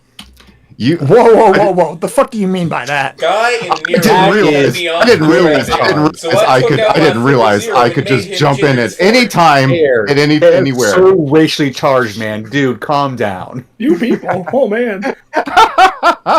No, you guys, I'm fucking cracking up. You don't understand. You It's great. It's gonna be fucking hilarious. Here we go. Okay. I'm so sorry. You don't realize I've been cracking up. So. No, I can see some of the lines that you've written already. It looks fucking fantastic. All right, here we go. Let me get some water. Let me take a sippy. Stay hydrated, people. All right. Got Lockheed Martin on speed dial to replace my tires on my car. I put psychedelic mushrooms in my pizza and deliver it to Domino's. I take LSD to see normally. Go out to the woods at night to meet my local skinwalker to tell him he wishes he could be me. God gave me genetic defects to nerf me so I wouldn't be too powerful. Growing the hottest peppers in the world to give me normal shits in the morning. I make clones of myself to give myself a proper challenge. I read minds so I can tell people to shut the fuck up before they say something stupid. I make my own. I made my own dam so I could hold the amount of piss I produce. I write novels to tell people. I write novels to tell people about my awesome life while they cry about theirs. I drive backwards on the highway to see others being slower than me. I throw frisbees into the sun to make a solar eclipse. Oh my god, there's so much that I fucking wrote down. Oh god. Do you want me just to drop the fic? I jerk off inside of books to give life to words. Oh no, it's just line after line of fucking. This shit ain't nothing to be mad. Oh, it is. It's let me see if I can find the good one. Together, you probably never even heard of. All right, let's see here. Let's see if I can find. There is so much. Oh, here we go. Oh, we sitting have actual in a love big facts. house, sitting in a big house, long hallways. I got 10 bathrooms. I could shit all day. Slime. I jerk off inside books and give them give life to words, leaving concepts stuck together you probably never even heard of. Going down the highway at speeds exceeding Mach Jesus. I'm a gorilla in this fucking coop. Finna pull up on the to the zoo and smoke this evil caretaker pack and beat an ostrich to death with its own eggs. This shit ain't nothing to me, man. Holy shit! Holy shit! That was particularly That last one was pretty good. Jesus Christ, though. There's so many. And see, it's caveman flow notes because this is in a separate document because Pokey always yells at me in the fucking literature class when I fucking go on the flow. That being said, there are some more flows from Dracula 5 that I haven't put in yet, but I want to put in. Yeah. One of which is pretty fucking hilarious. Woke up in Geneva. Oh man, I did it again, didn't I? Holy fuck. Jesus so bad. Jesus told me my sins were already absolved because I am just that guy. I'd be smoking that platypus venom moongrass to make me figure out who the fuck made that and was literally me. Let's see here. Where's the other one? Oh my god. No, you don't fucking understand. Okay, I see. I went to Pompeii to set off the volcano to fucking cook, to cook my fucking chicken back in the day. I told my shadow to fuck off, and so it could get its own bitches. Yeah. This one, yeah. Ketamine, slime, I popped a whole garbanzo bean. Fuck you mean. Smoking that big booty Mexican evil lady pack. Don't run away, brown lady. I need to race mix. Shit, man, this Latina pussy got me crazy. I ripped the walls open to see the pink fever dream. I started playing 4D hopscotch with interdimensional beans while smoking this. If you or a loved one has been diagnosed with mesothelioma pack. Slime. Huffing, Jesus. No, it's complete brain rot. I can tell my brain feels much squishier since you started talking. Isn't that lovely? You can be a single cell organism like me. You can be a single cell brain cell organism like me. I think the culmination of being in here for 3.5 hours and only having consumed coffee today is actually starting to get to me, so I'm probably gonna dip out. Yeah, I'm about to get the updated autism tier list done. Yeah. All right, well, before that starts, to allow the new guest more space, and if Falling does decide to get his ass in here, I'll give up my spot for him so it doesn't get too kooky in here. That being said, do you have any more questions for me before you leave, Meister? No, I kind of got my questions out of the way earlier regarding see. allowing you to talk to talk about your stories and all that. And I mean, any other questions I have would just be completely not snoot, not related, just kind of shooting the shit style questions. But I mean, I'll just go ahead and say my piece for you before I head out. But you are a crap load of fun to work with. I really enjoy being able to proof with you, work with you, shoot ideas off you all the time. I mean, you're one of the pillars of the community for a reason, so can't say enough nice things about you. I don't need to sit here and glaze you, because plenty of people will do that, but I really do enjoy working with you, and I like seeing how you've kind of grown, changing your style. Right, you have improved significantly, and it shows a lot, so it's awesome to see you do that, and I want to keep seeing what you do in the future, and, sometimes you gotta take breaks, you gotta slow down a little bit. It's a lot of fucking work. So never feel bad about needing to step back for a while and all that stuff. And I really don't know where I'm going with this, and I'm kind of lightheaded. So I just wanted to get some nice words out about you, because you do deserve not just recognition in the sense of like, oh wow, lots of people read my stuff, but just genuinely having nice things to say about your work and the amount of effort that you put into what it is that you do, because I feel like that's something that is highly underappreciated about a lot of the really titanic works is it's a lot of fucking work. So that does not go unnoticed, and I just want to let you know that it is greatly appreciated. Trying my best.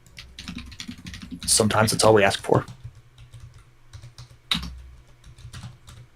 All right, well, I'm gonna go before I actually fall asleep in my chair or fall out of my chair and fall asleep on the floor. I'm gonna go crawl into bed for a little bit and hope this headache goes away. So get some food, Meister. Get food. I know. I need to sip on some orange juice and get a cookie. Go get a cookie. I have neither of those. Maybe I'll go to the grocery store and I'll get cookies. So I'll. Don't worry, cookies. I'll live, but I do need to peace out. So it's been fun chatting with y'all. So please enjoy the rest of the interview. Bye. See you, Meister. Bye. I am currently working on getting this template back together.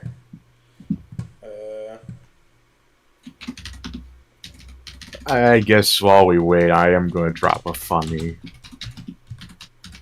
But prepare thyselves. Funny dropping in VC chat. Let's see. Alright, I think... Oh no, not this. Oh fuck.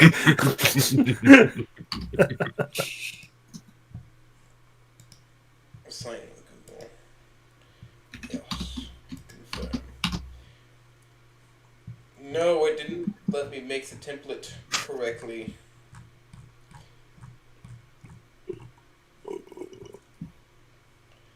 Smooth you there, brother. That's Glenn, yeah. I'll fix it later. How about that? I think it might be a good time to end.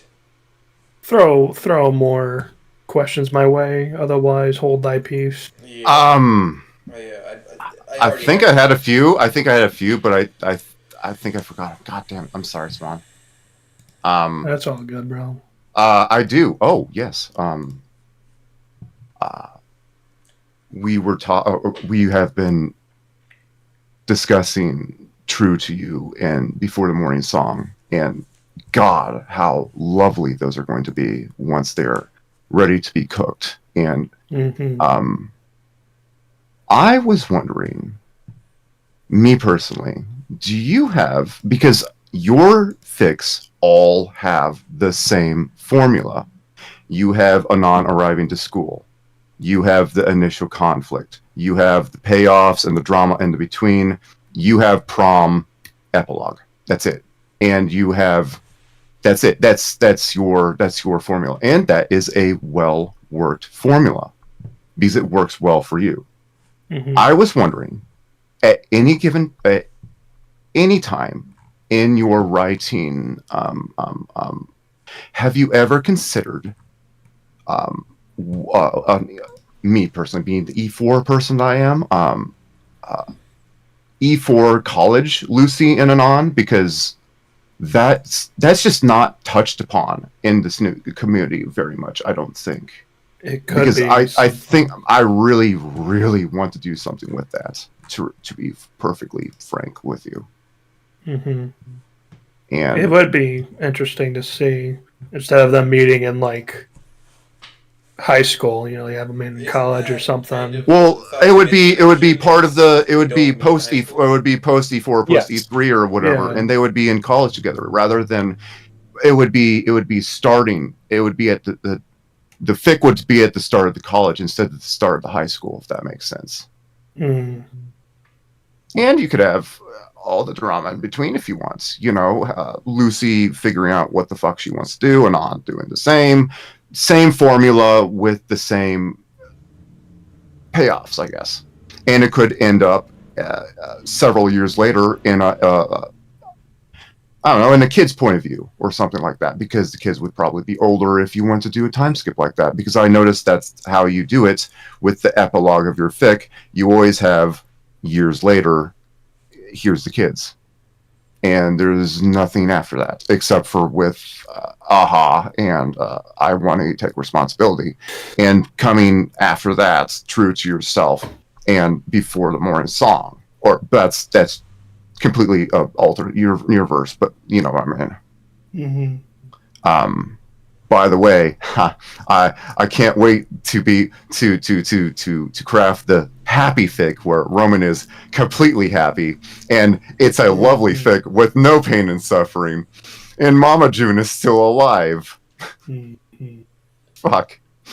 Yeah, it's not going to be easy to fic to write because of the sad premise and just how awful someone's going through it. Pretty much. Yeah. I mean, that's the point of it. Really, is, in my opinion, somebody who's gone through the worst of it before they've even become a young adult and literally having to go alone is pretty much what I'm going for with that one. Is, it's not just pure suffering, but it's going to be like, all right, this is his viewpoint on life because of everything. This is somebody who has gone through a whole lot. Mm-hmm. And then you stick him in the house with the worst family possible, pretty much. Mm-hmm. At that point. I mean, this is pre-Anon, Fang, and Nazer, and the Aarons, pretty much. Mm-hmm. How do you include him in the Aaron's life the way that he is in this fic? Mm-hmm. So that's just going to be a part of it. And when it comes to true to yourself, we already know, like, okay, he's got a normal life pretty much, as normal as a hybrid can have it, and he's about to start high school pretty much. Mm-hmm. So that's all I got for it so far. But, well, I'll tell you this much: when it comes to both of those fics, I would be delighted, thrilled even, if you ever wanted to cook with me, because I have several ideas for you to chew on. People say cook when referring to writing, but I just like to get into a kitchen with some of these people that I've met. I mean, just hit me up whenever. Honestly, if you ever, I got you, boss. Yeah, no, that's, if you ever want to VC with me, fucking just, hey, Bears, hop on VC, sure. I'm typically home all the time anyway, so. Well, this is the one Saturday that I'm open, so this is why the interview worked out for me. Hell yeah. It was great. I didn't realize I forgot that I could just jump in where the hell I wanted to. And the trigger word, the sleeper agent word was caveman flow. I'm sorry I broke everything up like that, but all good, bro. All good. Oh, good. I hope I could humor you with some brain lines anyway. Don't worry, not Inko Flow. We were calling it Inko Flow, but Ink Flow is definitely full of some brain rot. You're gonna love it when it's out. Oh, that's great. It's very fun to work with on that one. Good. It'll be funny. Yeah. So definitely. No, I would because here's my not my, it's not a gripe. It's just a thing that I notice in the Snoot community. Winter is never explored. It's a one shot, or it's a half a chapter, or it's a memory. Sweet memory if you want. Well, yeah, because the Saurians all slow down in the winter. They don't remember any of that. Yeah, but I figure, man, there is some fucking potential, especially what I have fucking planned, but still, it's not my interview. Sorry, I'm just gushing over the ideas is all, like I usually do. Mm-hmm. When it comes to it, I feel like seasons could definitely be something that you could explore. Maybe even a different location compared to Vol Caldera. Like I said, my plan is for one of my characters to get shot to death in Philadelphia. Lovely. That's Philly. Well, I mean, it's a good place to get a shot as anything. So it's Philly. Yep. Baltimore. So, Swan, my last question for you, like just to kind of close up the interview from my perspective. Do you feel comfortable sharing anything you got going on in real life that you'd like to share? Just like kind of fun or exciting, or like going to go have a nice vacation somewhere or anything like that? Well, I guess if I could share anything with what's going on in my life, I think it's just, in general, I mean, I'm still stuck in an apartment, but someday I'd like to be able to own a house, and maybe we'll get there at some point, me and my wife, but I'm I actually, could do it. I'm sure you could. yeah, but to be honest, me and my wife are actually wanting to start a family, so that's been something that has been going on lately is to talk about that and eventually getting to that point. Getting your ducks in a row. I wish you My swans. I wish you the very best in your endeavors to make your goslings. Well, I don't have geese, Feel like but a gander a little bit. Gander's male. Wow. But still, Gander is a group I of baby I wish you all the best on that so. endeavor. Yeah, I don't know how that's going to affect my writing, but I think it'll slow me the hell down even more once children start becoming a reality. Yeah, you'll have more important things to tend to than us. Yeah, I might even become a house husband at that point because my wife will be making more than me. Hell yeah. It's the dream, isn't it? It's a great feeling. For the most part, it is, but I kind of feel guilty at the same time not being able to do my share of the work. I mean, you'll be able to at some point. As somebody who's in that kind of relationship, Swan, you're paying for the little things still. Like, don't try to own up to someone like that. That's not fair to yourself. I know that was something I worked on for a long time. That's kind of what inspired me a little bit with that recent Tory game bonus chapter that I wrote for Arlock. Was that feeling of, you're not doing enough while the other person is doing so much more. That's kind of like one of the main conflicts that I've made for Inko. That, it's kind of relatable in a relationship if you had one like that. Like that kind of feeling. So, oh yeah, I get that feeling. No. If I'm, am I a good enough person, or it's. Am I doing my fair share of work? The doubts are always there. The doubts are always there. Don't worry. That's completely normal. That's completely human. That's enough. Yes. Mm-hmm. Self-doubt is a human is a canon event. Don't worry. After, so, I'd say if you're able to help out greatly in that regard, I'd say you're doing enough. I think everybody in this chat should listen to Beartooth. Personally. But still. Yeah, my kids will never know about my writing. Oh, come on. I will not tell them about... You might write something. Oh, come on. This is the treasure trove. Listen. They do not need to know that their father has written smut. But they do not need to know that I wrote fanfics about romancing a dinosaur. Of course they do. What are you talking about? 18 or 19 years old. I'd rather not tell them when they're all out of the I'll house. tell them when they're older. I'll tell them when they're older, not when they're young. I don't want to corrupt them. What happens when they join this new community? If it exists by then, who knows? What happens when it still exists by then and they just see you as, like, one of the pillars? They're going to be like, Dad, what, you're cool or something? And you're going to I say, was. for a period of time, there I was. Oh, that would be funny. For a period of time, I was cool. Yeah. Just do what I do and just, like, make money off of it. This, my friend, is how I afforded your Christmas presents. I did that for my wife the last year, so yeah. I got you the Xbox 2. Although for me, I'd rather not make money off of doing this. Oh yeah, no. It's perfectly fine not to. Just like I don't do writing commissions. I mean, I'd happily do a writing commission if it's something that somebody really wants to see me write. But at the moment, I have so much to do, and it's just something I don't see myself doing.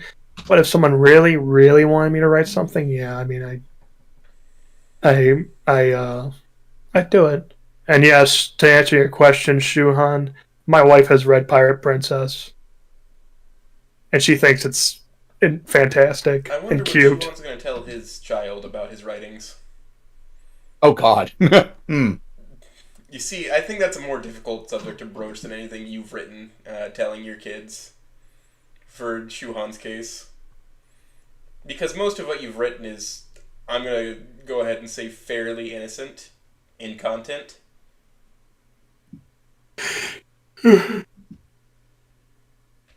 Yeah, in my aspect, yes. What I have is fairly more innocent, but Looking over the killer queen in the spice rack. yeah, Shuhan, good luck with that, bro. You wrote yourself into a corner. I'm not having kids. I'm gonna write as much porn as I want to. Are you sure you're not going to have kids? Have you already taken care of removing those facilities? Yes, I have actually. Alright, well, there you go. Yeah, I mean, I can understand why people don't want to have children. I respect It's that. expensive in this day and age. It's not just expensive, it's a commitment. Uh, A lifelong commitment, pretty yeah, much. Of the reason I'm not so sure on having kids is I'd have to trust the other person quite a bit. I mean, it's fair. Children, I think it's very important that both parents are in the picture. Correct. But also, Right. it's like, you have to have your heart and mind into it completely. Yeah, the entire thing, when it comes to love on my scale is you get all of me or you have none of me. There is no takebacks. I give you my entire heart on the one of the reasons why I write emotion the way I do. It's on my sleeve. I'll tell you exactly how I feel in a situation. So yeah, there's no real subtlety with me. Subtlety is not an art that I've ever mastered. But you get the entire package. I'm a sealed deal. I'm an entire package or a no package, basically. I take my perspective on relationships and write them the way I do in fics, based upon not just what I've seen, but how I've experienced it, but also through how it's experienced in Snook Game or in Wani, between the two characters and their respective route. I take all of that and pull it together so it seems not just realistic, but like you could actually understand it. Mm-hmm. So it's more realistic in that sense.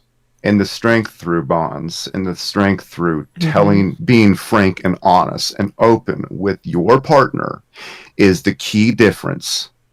Well, you looked at Pole, and for a majority of the fic, I wanted to drop kick your Anon off the fucking rooftop. I think everyone would, because of the way that he was. He was extraordinarily selfish to me.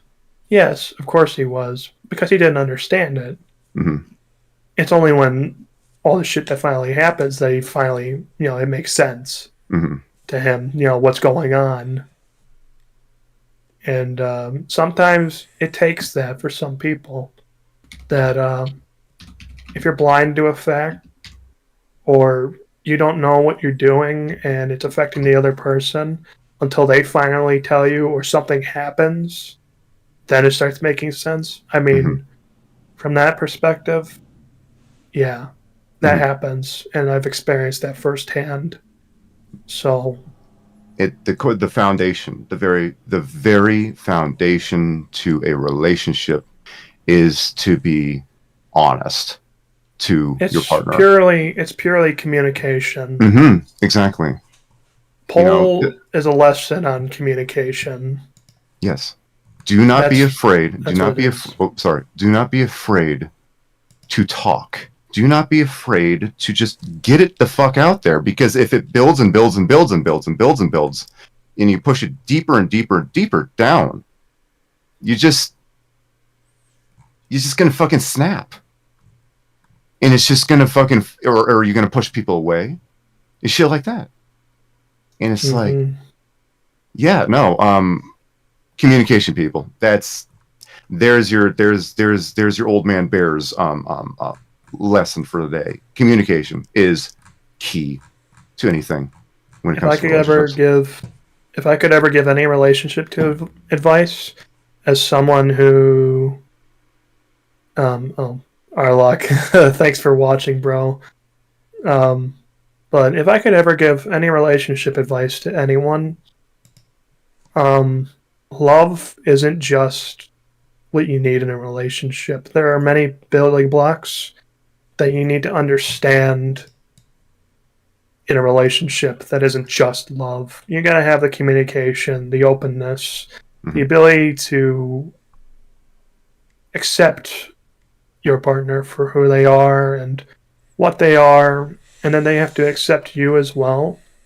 And that if you both disagree on something, you have to talk to each other. You know, communication is just one of those key aspects to a relationship, but also spending that quality time with each other. If you're constantly just working and not being able to spend time with each other, or if you're both doing your own thing, then what's the point? Right. You know, you have to be able to not only talk to each other, but be able to tolerate each other and love each other in that way and work together. You know, it's not just a relationship, it's also a partnership, a friendship. Their person is literally your best friend. If you're not in a relationship with your best friend, what the hell are you doing? If you can't get along in every aspect, well, and to tack on to what you were saying, you're probably not in a good relationship. and to tack on to what you were saying, with you must accept, you know, your partner, all of them, every last bit of them, no fucking exceptions. They are your heart. Period. You also must learn to love and accept yourself, which is the most difficult person, because the person in the mirror is your greatest critic, because they know everything about you and more. Your walls. Yes. In your mind. You must give in to yourself to be able to support yourself sometimes. You need to quote a fucking song. You gotta love yourself, man. You gotta think about loving yourself sometimes. Right. To go off of that, if you're going to love somebody, you need to be able to love yourself too. Yes. Because a relationship that's based on loving somebody without loving yourself at all, it's not gonna turn out well. Yes. No, it becomes a very E3 Lucy is a prime example of perfect example of that. Yes. And that's why I was ready to punt your Anon. Jesus Christ. No,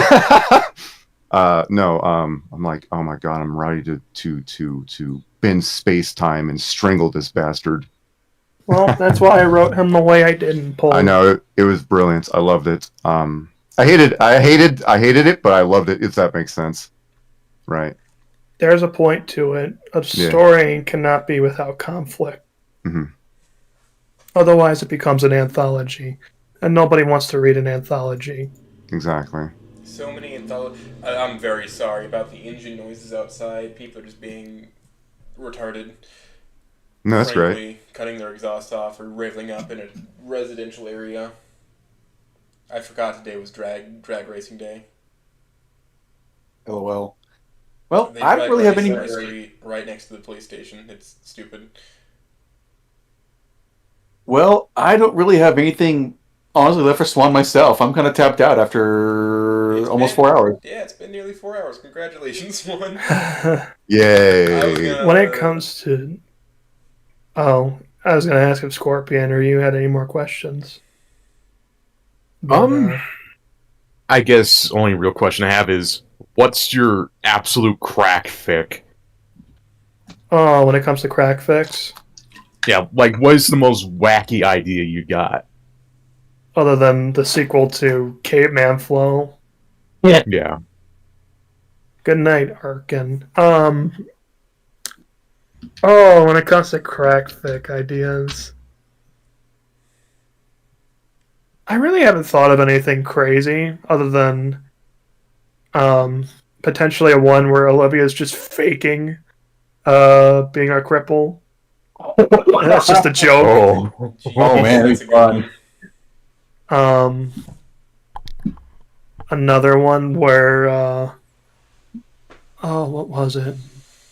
That Anand is just wearing a human skin suit and he's actually a a dinosaur underneath Oh, the like human suit. well, that you know what? That would be amazing.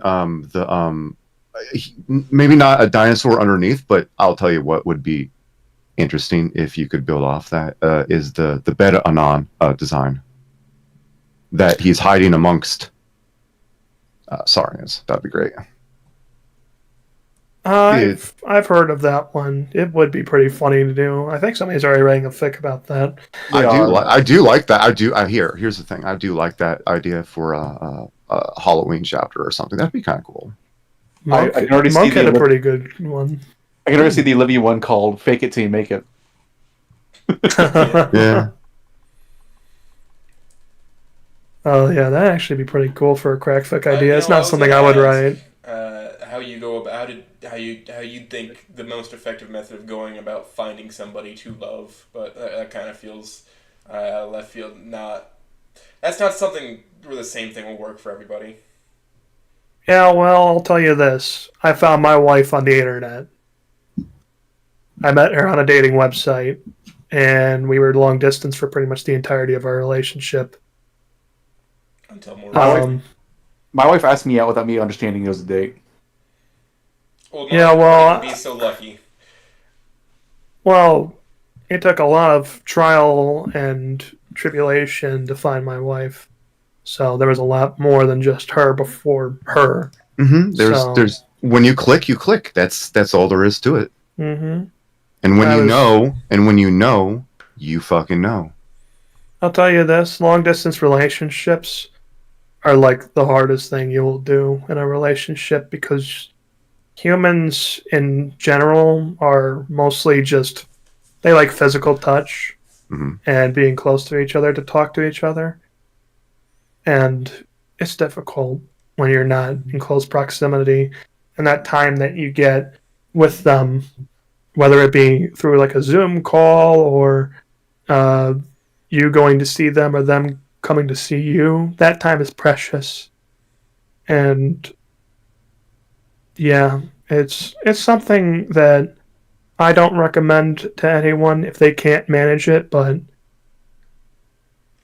I've been married to my wife for 2.5 years now, and I don't regret it. Nice. Hey, fucking power move, man. Fucking congrats on you for your second anniversary, man. Well, I wish you many more. It'll be a third anniversary in June, but I wish you, Yeah. I wish you 80 more. well, let's see how far we go. Well, wait, I'd be 108 at that point. Holy shit! Hell yeah, yeah. It's a life well lived, wouldn't you Maybe think? you'll know your great-great-grands, you know? Yeah, no, with many Maybe swan you'll be leaves lucky running enough about. to see that and have one of those weird photographs happen. With the kind of slop they feed us in the United States, I don't know if I'll make it to 100. But we'll see. Listen, my plan is to make it to 75. That's, I think, reasonable. 10 years of enjoying retirement. Who knows? If I make it further than that, oh, shoot. I guess we'll keep rolling roulette. But I think that's a good time to start winding down before we go. Is there anybody aside from Falling Sun or Arlock that you'd like me to grab? I mean, Arlock's gone. Well, Yeah, Arlock is left. Arlock is on the list. He's got a range of dates that. Oh, the list. Yeah. Oh, for people to get interviewed. Steal. Oh, if there are people that I would like to see interviewed, I think one of which I know Bears has already been interviewed. Who would be on here that has been on here before? Sorry. Oh, if Tusk wasn't so busy, his name is TOGN. I'd like to see him get interviewed by you guys. Good. He's a writer of various things for the Snoot community, including some of his crazy oddball ideas that I enjoy, like Wings and Whiskey. God, I love that one. He also wrote something called "Could Have Been Me," which was, it's good. That was He's good. also in the middle of it's like Heroes of Volcano High, as well as he is in the current middle of writing Civil War Snoot. Yeah, I was with him for him cooking that for the most part. He was telling me about this idea. Tusk has been there for ever since the beginning as well for my writing, so I can't highly recommend him enough to be brought on here. Another person, he's British, but he recently just finished writing you know who I'm talking about, Smooth. He wrote Keep Your Snoot Out of It. DM After Dark would be an interesting one to be interviewed because I'd like to hear his process on how he writes. Because he writes like I wrote Aha, pretty much, for how fast. But the only difference is he wrote more words. And he's fucking insane. He is insane. Word count, he's like 12K word counts for every single chapter. Mm-hmm. And he does it like every 2 days. Crazy. He does it every 2 days. I think I'm gonna shut this down and tell people, for now, goodbye, Space Cowboy. Or see you, Space Cowboy, I should say. Drink water, stay warm. Skate fast, eat ass. Bye-bye.